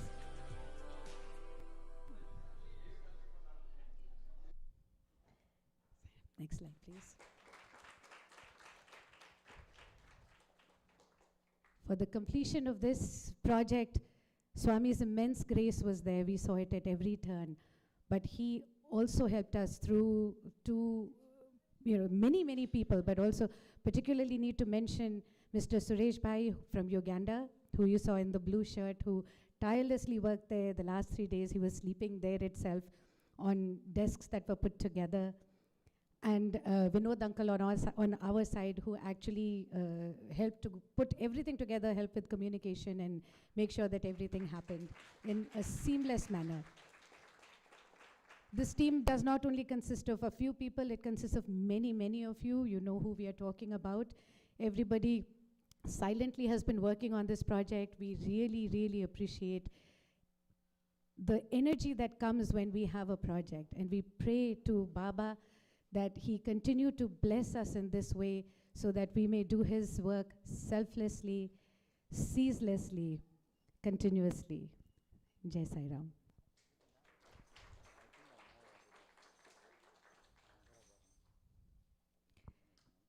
Sai Ram. Vinod Uncle, would you like to say a few words? Yes. Yeah. Sai Ram. Sai Ram, everyone. As Disha said, it started with pure intent. And I wanted to just give a shout out to our SSC students. That intent was so pure. It started with the group 4 children coming to me and saying, I think we need to put a computer lab in there. And I was like, okay, good idea. And I went on my merry way. And I left it at that.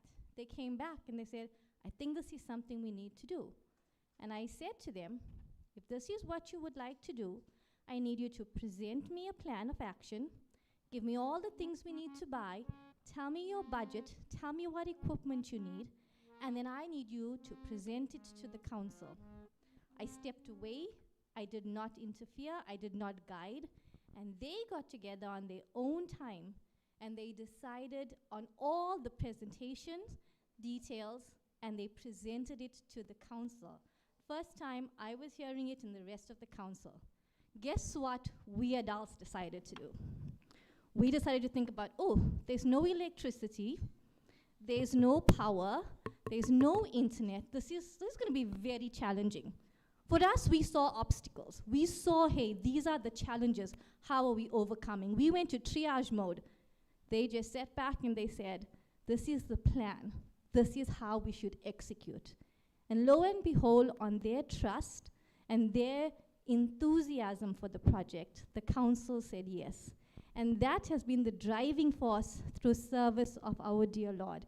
And the children in SSE, how selflessly they have served Swami through this project. And a big round of applause to our SSE students. Thank you, and Sai Ram.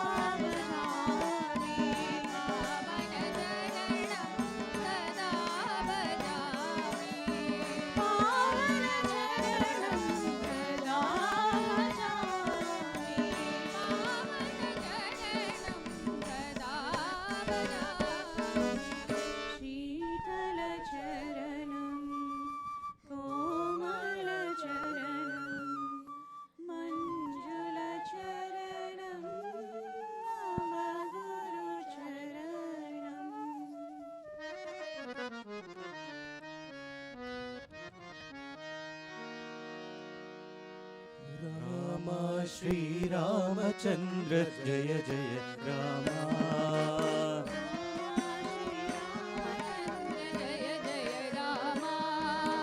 Rama Shri Ramachandra Jaya Jaya Rama.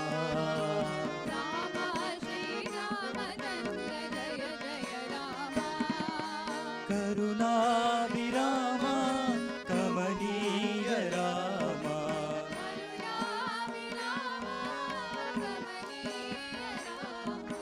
Karuna Virama Kamaniya Rama.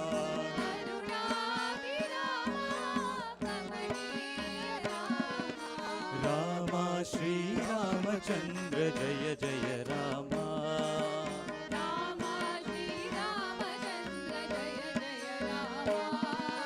Kodanda Rama Kalyana Rama.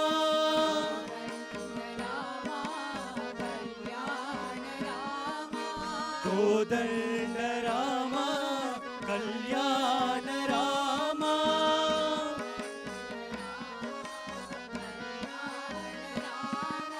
Sharanagata Paripalana Shri Charana Rama.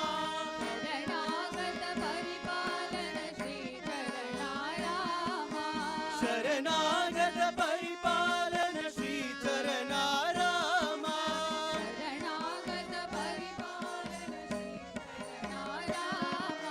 Rama Shri Rama Sai Rama.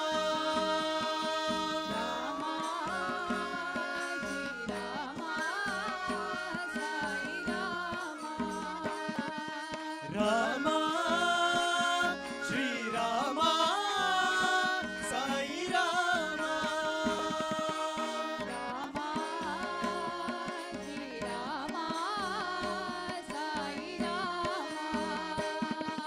Samara Vijaya Rama Saketa Rama.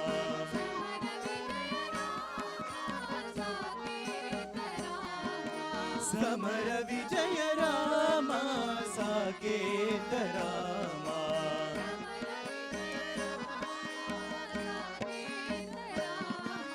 Rama Shri Ramachandra Jaya Jaya Rama.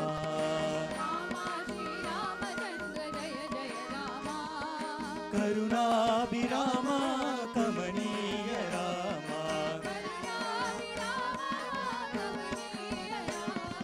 Rama Shri Ramachandra Jaya Jaya Rama.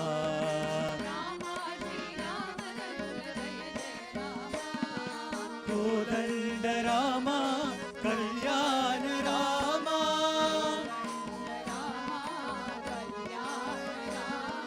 Sharanagata Paripalana Shri Charana Rama.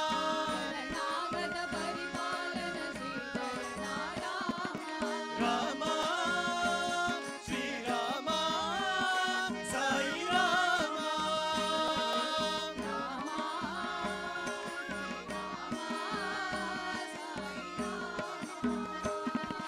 Samara Vijaya Rama Saketa Rama.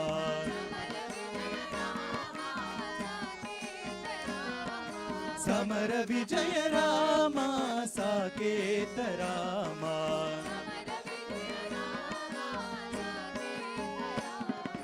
Rama Shri Ramachandra Jaya Jaya Rama.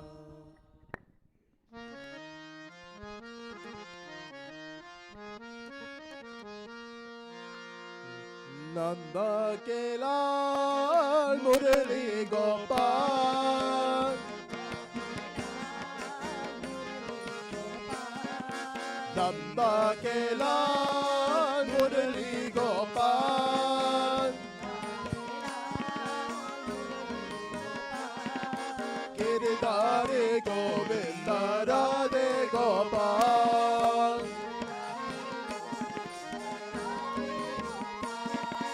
Giridhari Govinda Radhe Gopal.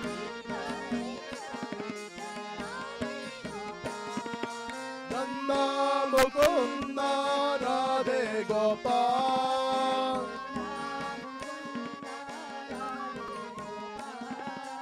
Nanda Mukunda Radhe Gopal.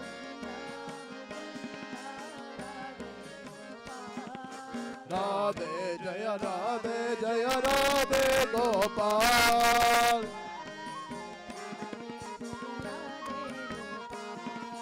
Radhe Jaya Radhe Jaya Radhe Gopal.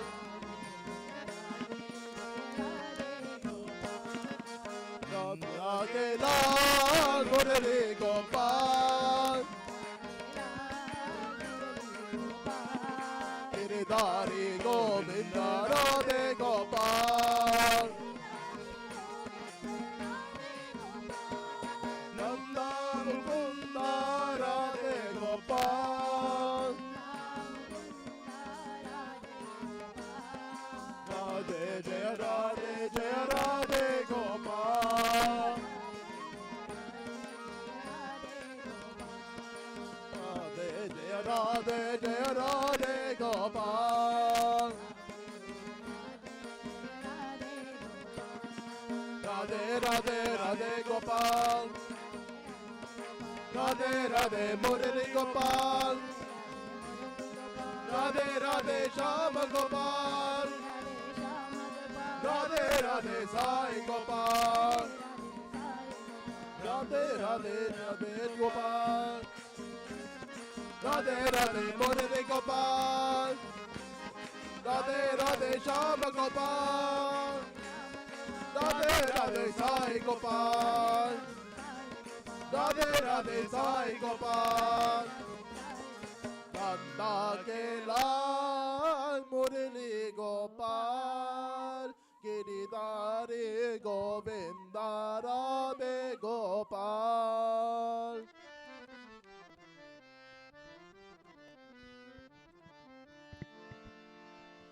Govinda Krishna Vithala Venu Gopala Krishna Vithala Krishna Vithala Venu Gopala Krishna Vithala Govinda Krishna Vithala Venu Gopala Krishna Vithala Govinda Krishna Vithala Venu Gopala Krishna Vithala Panduranga Vithala Jaya Pandharinath Vithala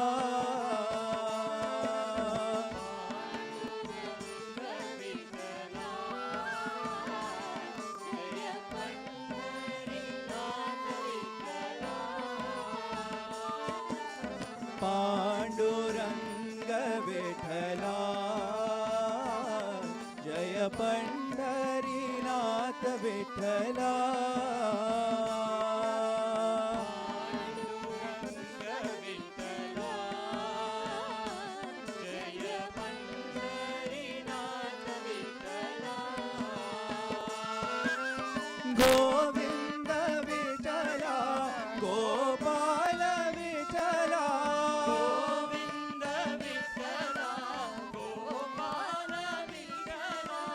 Govinda Vithala Gopala Vithala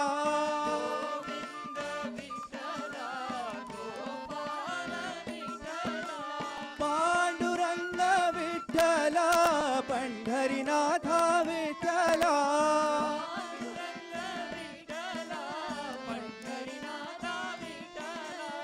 Panduranga Vithala Pandharinatha Vithala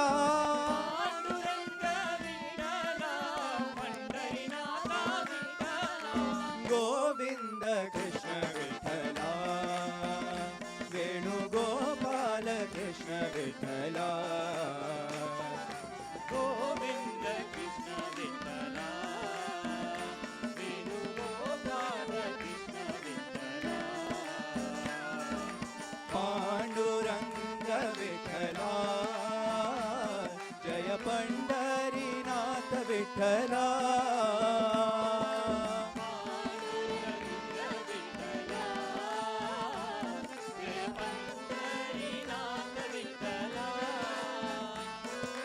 Govinda Vitthala Gopala Vitthala Govinda Vitthala Gopala Vitthala Panduranga Vitthala Pandharinath Vitthala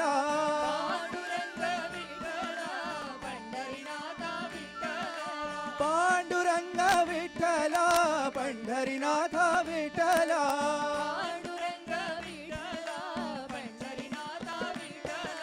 Vitthala Vitthala Panduranga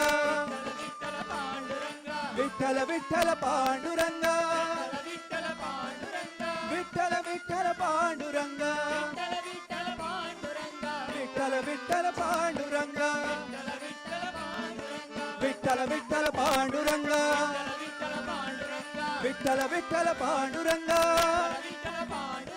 Vitthala Vitthala Panduranga Vitthala Vitthala Panduranga Vitthala Vitthala Panduranga Govinda Krishna Vitthala Venugopala Krishna Vitthala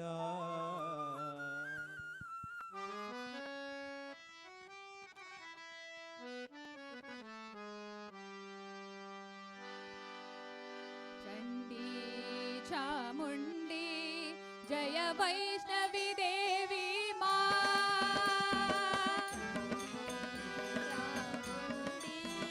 జయ వైష్ణవి దేవి మా చండీ చాముండి జయ వైష్ణవి దేవి మా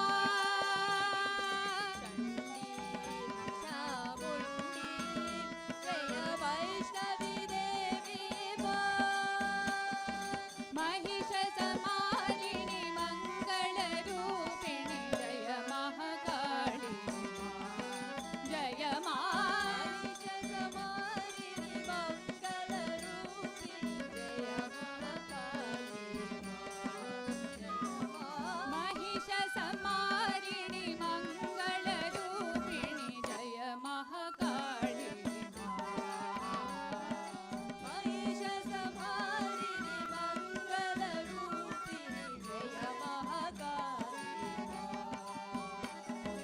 चंडी चामुंडी जय मंगल गौरी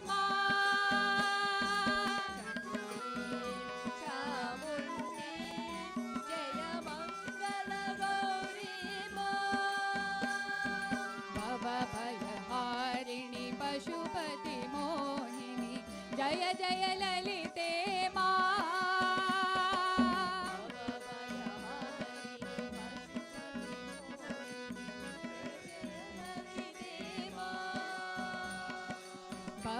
भयहारिणि पशुपति मोहिनी जय जय ललिते मा पशुपति मोहिनी जय जय ललिते मा जगदोदारिणि जय भवदारिणि जय जय देवी मा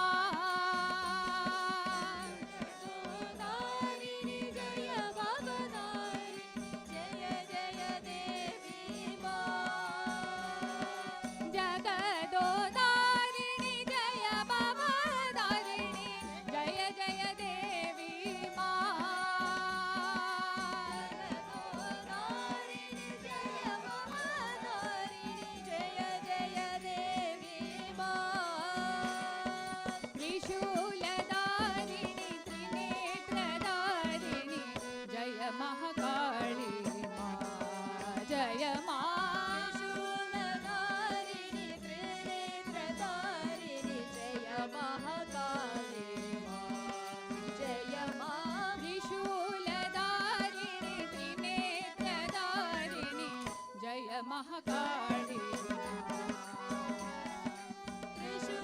त्रिशूलधारिणि त्रिनेत्रधारिणि जय महाकाली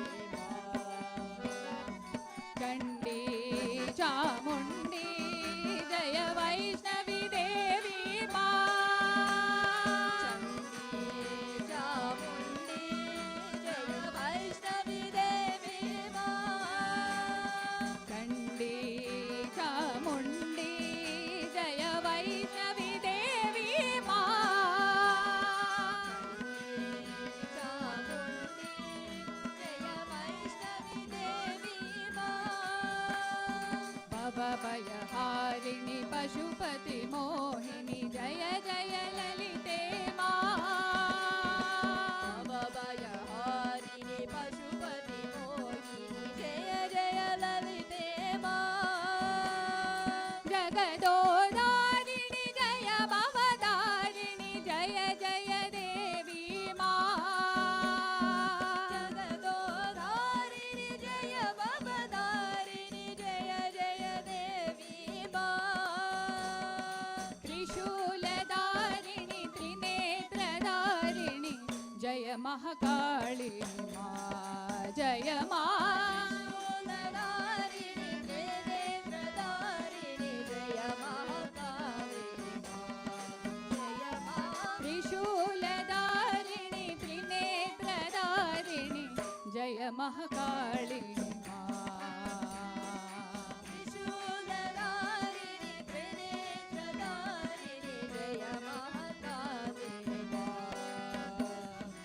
चण्डी चामुण्डी जय वैष्णवी देवी मा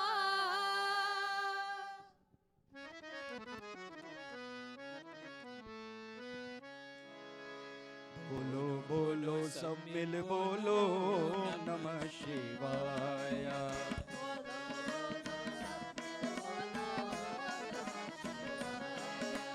बोलो बोलो सब मिल बोलो नमः शिवाय।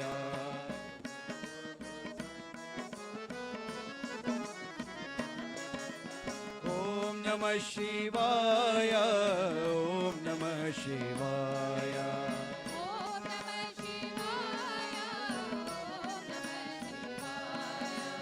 ओम नमः शिवाय ओम नमः शिवाय।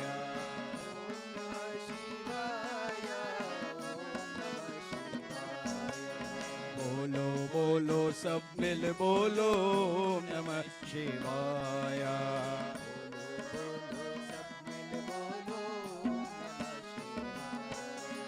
झूठ जटा में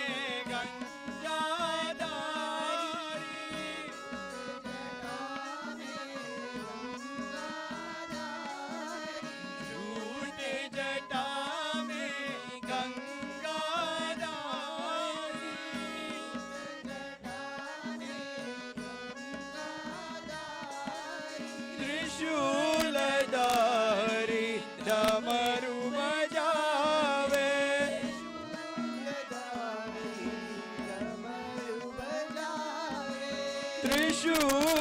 त्रिशूलधारी डमरू बजावे।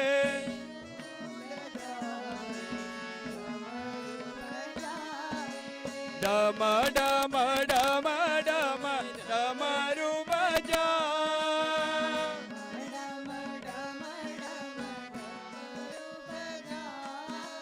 डम डम डम डम डमरू बजा।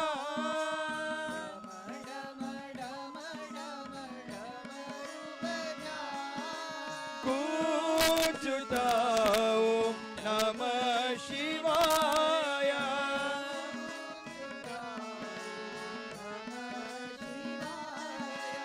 गूंजता ओम नमः शिवाय।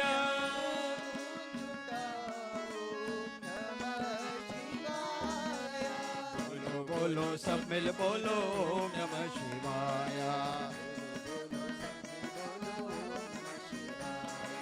ओम नमः शिवाय ओम नमः शिवाय।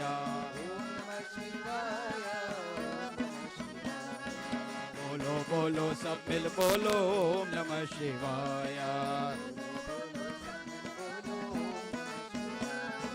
झूठ जटा में गंगाधारी।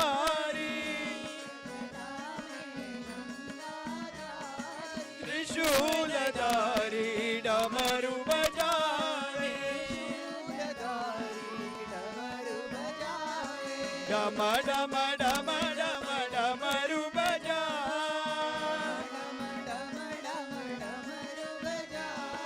गूंजता ओम नमः शिवाय।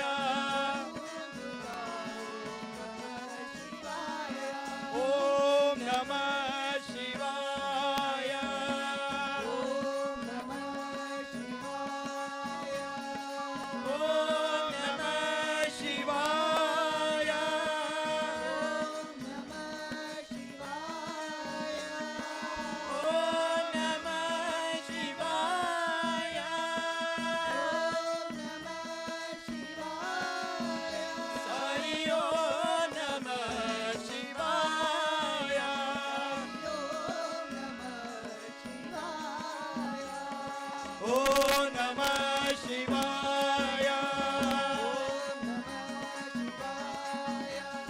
Om Namah Shivaya. Om Namah Shivaya. Hari Om Namah Shivaya. Sai Om Namah Shivaya.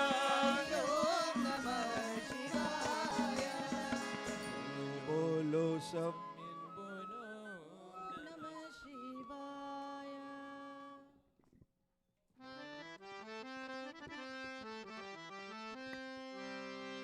The Lord unites our many faiths. The Lord unites our many faiths. Sai brings us together.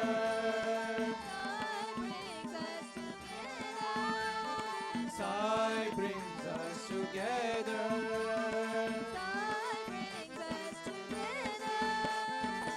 Allah, Jesus, Buddha and Nanak. Allah, Jesus, Buddha and Nanak. You are Zoroaster and Mahavir. You are Zoroaster and Mahavir. You are Zoroaster and Mahavir. You are Rama, you are Krishna. You are Rama, you are Krishna. You are everything to me.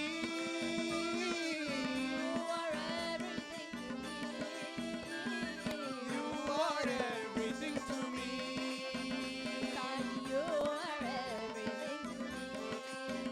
Sai, you are everything to me.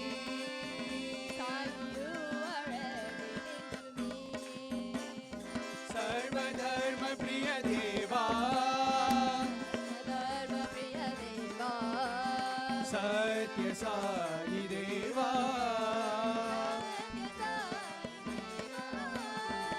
Allah Yeshu Buddha Nanak. Zoroaster Mahavir tum ho. Zoroaster Mahavir tum ho.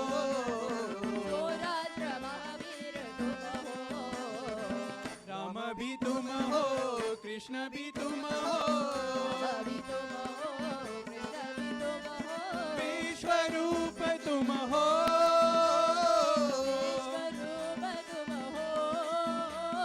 Vishwarup tum ho.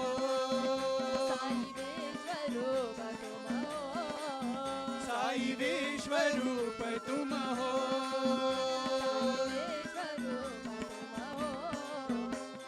Sarva Dharma Priya Deva.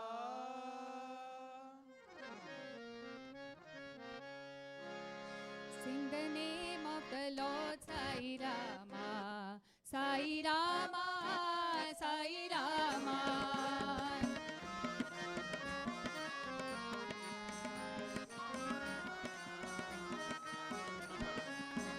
Sing the name of the Lord, Sai Rama, Sai Rama, Sai Rama.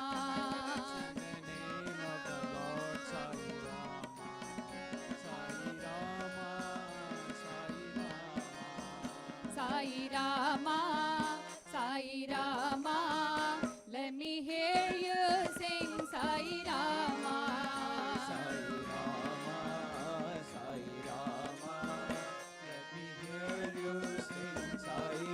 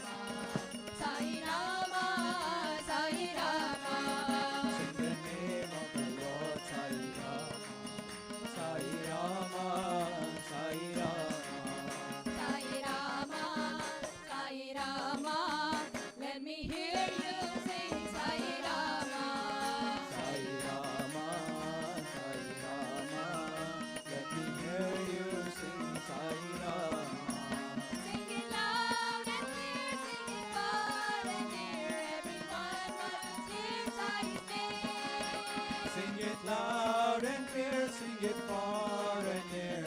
Everyone must hear Sai's name. Sing Jehovah our good and honest Param. Every form is one and the same. Sing Jehovah our Buddha, Nanak Param. Every form is one and the same. Sai Rama, Sai Rama.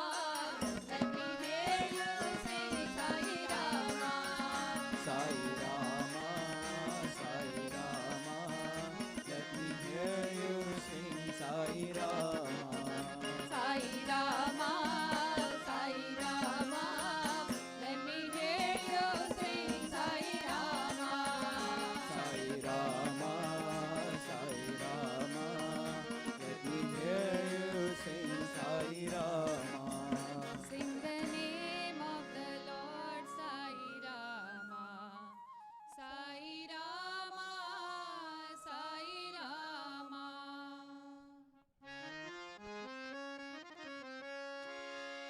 Anjaneya Veera, Hanumanta Shura. Anjaneya Veera, Hanumanta Shura. Vayu Kumara, Vanara Veera. Vayu Kumara, Vanara Veera. Anjaneya Veera, Hanumanta Shura. Anjaneya Veera, Hanumanta Shura. Vayu Kumara, Vanara Veera. Vayu Kumara, Vanara Veera. Anjaneya Veera, Hanumanta Shura. Vayu Kumara, Vanara Veera. Anjaneya Veera, Hanumanta Shura. Vayu Kumara, Vanara Veera. Shri Ram, Jai Ram, Jai Jai Ram, Sita Ram, Jai Radhe Shyam. Shri Ram, Jai Ram, Jai Jai Ram, Sita Ram, Jai Radhe Shyam. Shri Ram, Jai Ram, Jai Jai Ram, Sita Ram, Jai Radhe Shyam. Shri Ram, Jai Ram, Jai Jai Ram, Sita Ram, Jai Radhe Shyam. Shri Ram, Jai Ram, Jai Jai Ram, Sita Ram, Jai Radhe Shyam. Shri Ram, Jai Ram, Jai Jai Ram, Sita Ram, Jai Radhe Shyam. Shri Ram, Jai Ram, Jai Jai Ram, Sita Ram, Jai Radhe Shyam. Shri Ram, Jai Ram, Jai Jai Ram, Sita Ram, Jai Radhe Shyam. Shri Ram, Jai Ram, Jai Jai Ram, Sita Ram, Jai Radhe Shyam. Anjaneya Veera, Hanumanta Shura.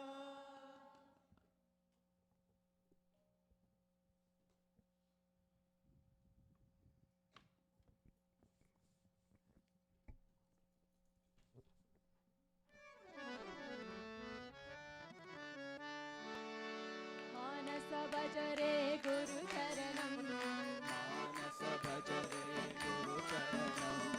Dushkara bhava sagara taranam. Dushkara bhava sagara taranam. Guru Maharaj, Guru Jai Jai. Guru Maharaj, Guru Jai Jai. Sainath Sadguru Jai Jai. Sainath Sadguru Jai Jai. Om Namah Shivaya, Om Namah Shivaya, Om Namah Shivaya, Shivaya Namo. Om Namah Shivaya, Om Namah Shivaya, Om Namah Shivaya.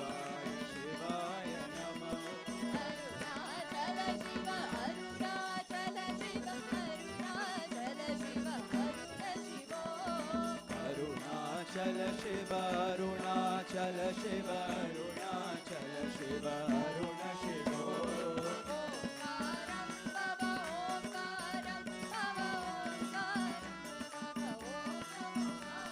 ओंकारं भव ओंकारं गुरुदेवा प्रिय देवा साई देवा दयामया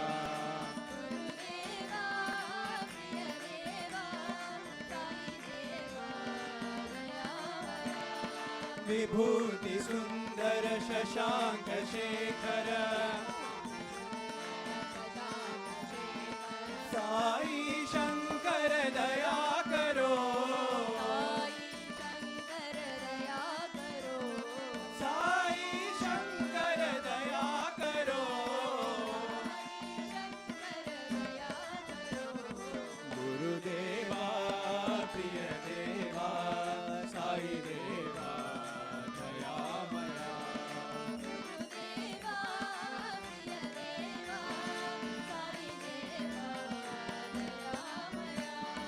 गोकुल नंदन साई गोपाला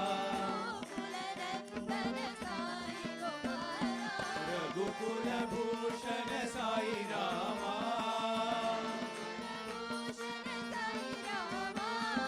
हे मदनातक दया करो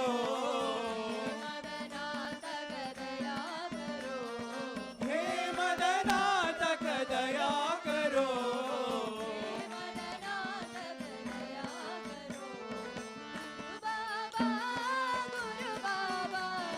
गुरु बाबा गुरु बाबा चरण नमोस्तुते गुरु बाबा विद्यादायक गुरु बाबा शांत स्वरूपा गुरु बाबा गुरुवर गुरुवर गुरु बाबा गुरुवर गुरुवर गुरु बाबा गुरुवर गुरुवर गुरु बाबा गुरुवर गुरुवर गुरु बाबा जय साई गुरुदेवा साई गुरुदेवा जय साई गुरुदेवा गुरु सेव बिना निर्वाण नहीं जय साई गुरुदेवा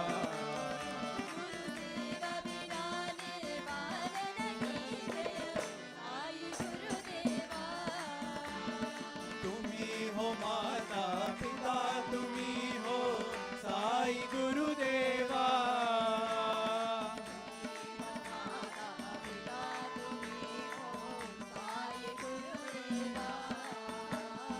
सत्य स्वरूपा राह दिखाओ साई गुरुदेवा सत्य स्वरूपा राह दिखाओ साई गुरुदेवा गुरु सेव बिना निर्वाण नहीं जय साई गुरुदेवा सेव बिना निर्वाण नहीं जय साई गुरुदेवा गुरु सेव बिना निर्वाण नहीं जय साई गुरुदेवा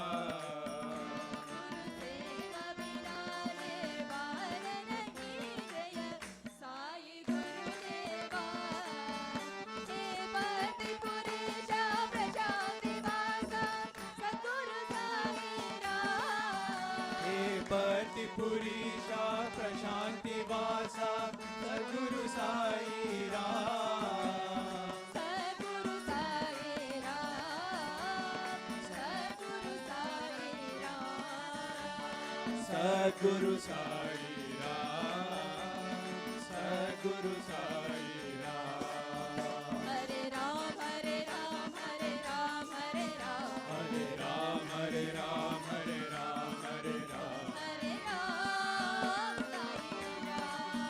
हरे Ram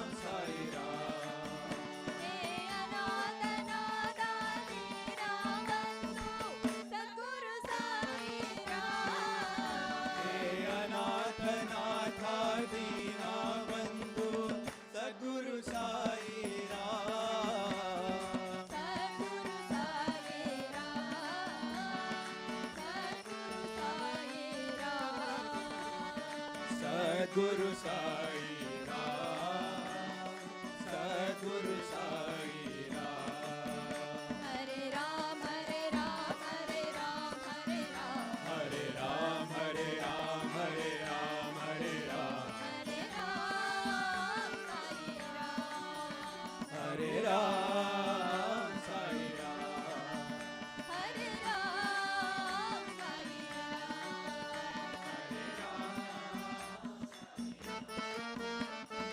Jaya Guru Sai Ram. Jagat Guru Sathya Sai Ram. Jaya Guru Sai Ram. Brahma Vishnu Shiva Sai Ram. Para Brahma Rupa Sai Ram. Mata Pita Guru Sai Ram. Guru Sai Ram. Guru Sai Ram. Guru Sai Ram. Mata Pita Guru Sai Ram. Jagat Guru Sathya Sai Ram. Jagat Guru Sathya Sai Ram.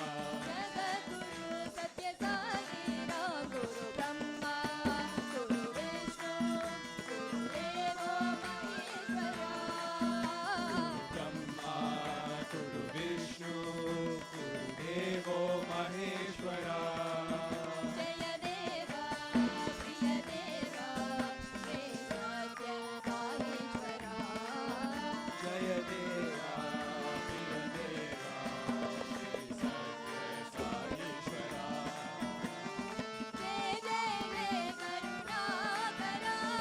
Jai Jai Jai Karunakara.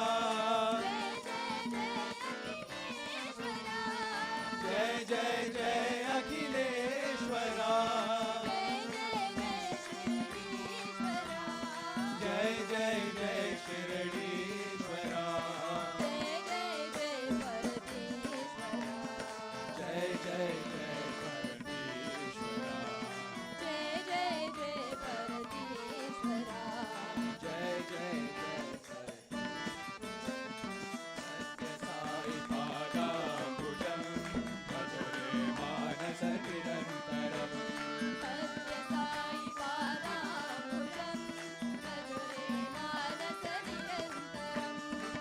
Parama Pavitram Pavan Charanam. Kalimala Dahanam Shri Guru Charanam. Baba Bayanashana Durita Nivarana. Pati Purishwara Pankaja Charanam.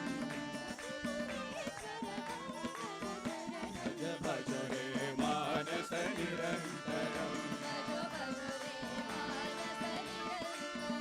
Bhaja Bhajare Manasa Nirantaram.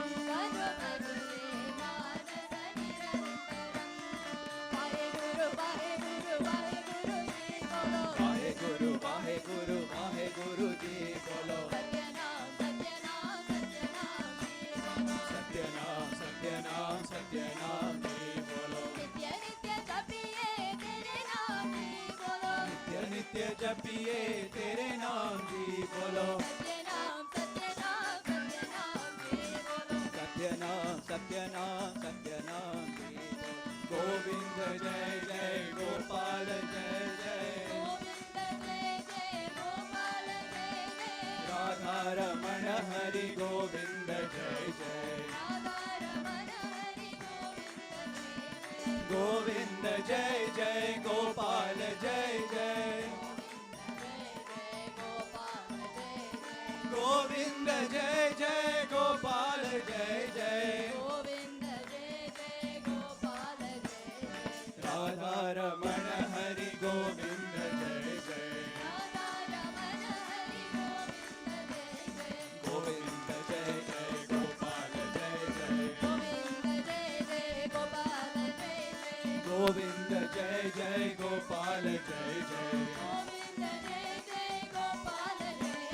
Govinda Jai Jai, Gopal Jai Jai. Govinda Jai Jai, Gopal Jai Jai. Adharamana Hari Govinda Jai Jai.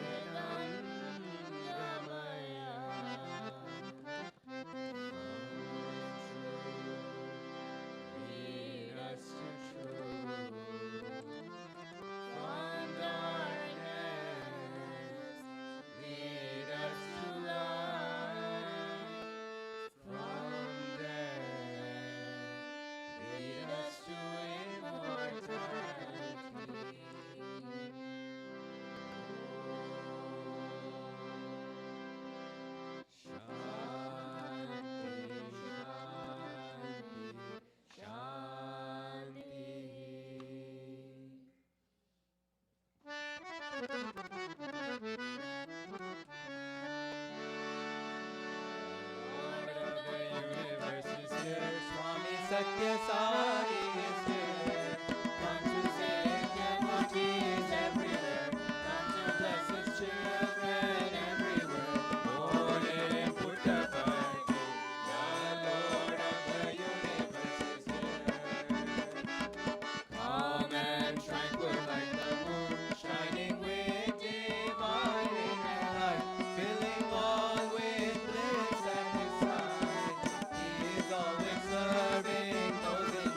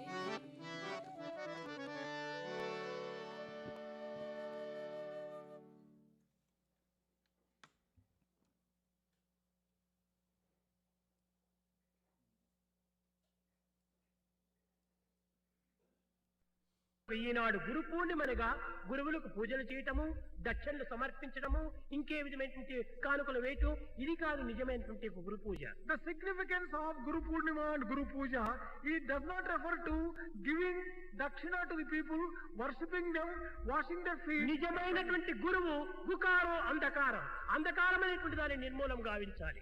The real Guru is one who destroys the darkness of ప్రకాశాన్ని దేదీప్యమానంగా వెలిగించాలి. He can make illumination shine in man. గుకారమనగా గుణాతీతుడుగా ఉండాలి. He should remain a transcendent. గుకారమనగా రూపవచితుడు కావాలి. He should also be free from the body consciousness and the అనగా రూపనామములు లేనటువంటి తత్వము దైవత్వం ఒక్కటే. It is only divinity which is free from the name and the ఒక form. చిన్న ఉదాహరణము. Here is a small example. భస్మాన్ని ఇస్తుంటాడు. Swami gives అనేక మంది భస్మాన్ని ధరిస్తుంటారు. Many people wear this దీని యొక్క bhasma. అంతరార్థం ఏమిటి? What is the significance of this? రూపనామములతో చేరినటువంటి ఒక పదార్థాన్ని కాల్చివేసినప్పుడు అది భస్మంగా మారిపోతుంది. When you burn any particular object which has the name and form, it becomes the ash. ఈ భస్మం రూపనామ రహితమైపోతుంది. This ash does not have the name and the అట్టి form. రూపనామ రహితమైనటువంటి యొక్క భస్మమే అద్వైతం. And that kind of bhasma or the ash is associated with కనుకనే Advaita. నీవు అద్వైతుడు కామనే నీకు భస్మాన్ని అందించటం. Ash is given to you with a message. నీ రూపనామం అనేటువంటి దానిని కొంతవరకు అహంకార నిర్మూలము గావించుకోమనే ఈ భస్మాన్ని అందించటం. You should free yourself from the attachment to the name and the form. ఈ భస్మం and ఎక్కడి నుంచి transcendent. వచ్చింది? అనగా రూపమునందున్నటువంటి అహంకారము, That means the ఈ attachment, నామమునందున్నటువంటి యొక్క మమత్వము the attachment to the form. నిర్మూలము and the చేయాలి. attachment to the name. You have to destroy this attachment. చెప్పటం ఒకటి, చేయటం మరొకటి. We tell something and we practice ఇందులోనే something. మానవత్వం క్షీణించిపోతుండాలి. In this way, we are destroying our human చెప్పింది nature. చెయ్యి. We must do what we tell. చేసింది చెప్పు. Whatever you tell, you ఈ should do that. రెండింటి యొక్క ఏకత్వాన్ని మనము అనుభవించాలి. You should experience the unity of your word and deed. ఇలాంటి గురువులు ఈనాడు కరువైపోయారు. Such gurus are becoming rarer these days. కనుక ఈ గురుత్వానికి మనం ప్రాకులాడనక్కర్లేదు. We need not go in search of this kind of. మనలో ఒక గురి ఉంటుండాలి. There is a goal in us. ఆ గురియే మన యొక్క నిజమైనటువంటి యొక్క ఆత్మతత్వము. That goal is Atma Tattva. దానినే సాక్షిభూతుడు అంటారు. That is described as witness. No, Consciousness. ఇలాంటి యొక్క కాన్షియస్ ను మనం ఫాలో చేయాలి. We have to follow that conscience. నీ ఆత్మ సాక్షిగా నీవు ఈ కర్మలో ప్రవేశించు. Whenever you enter into an action, you take conscience as the witness.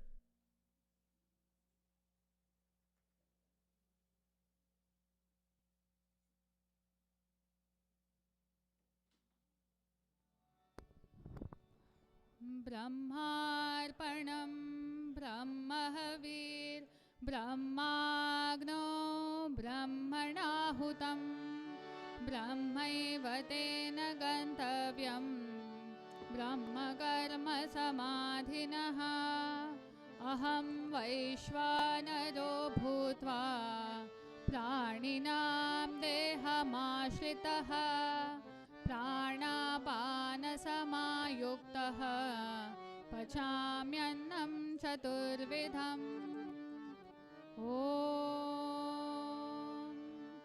Shanti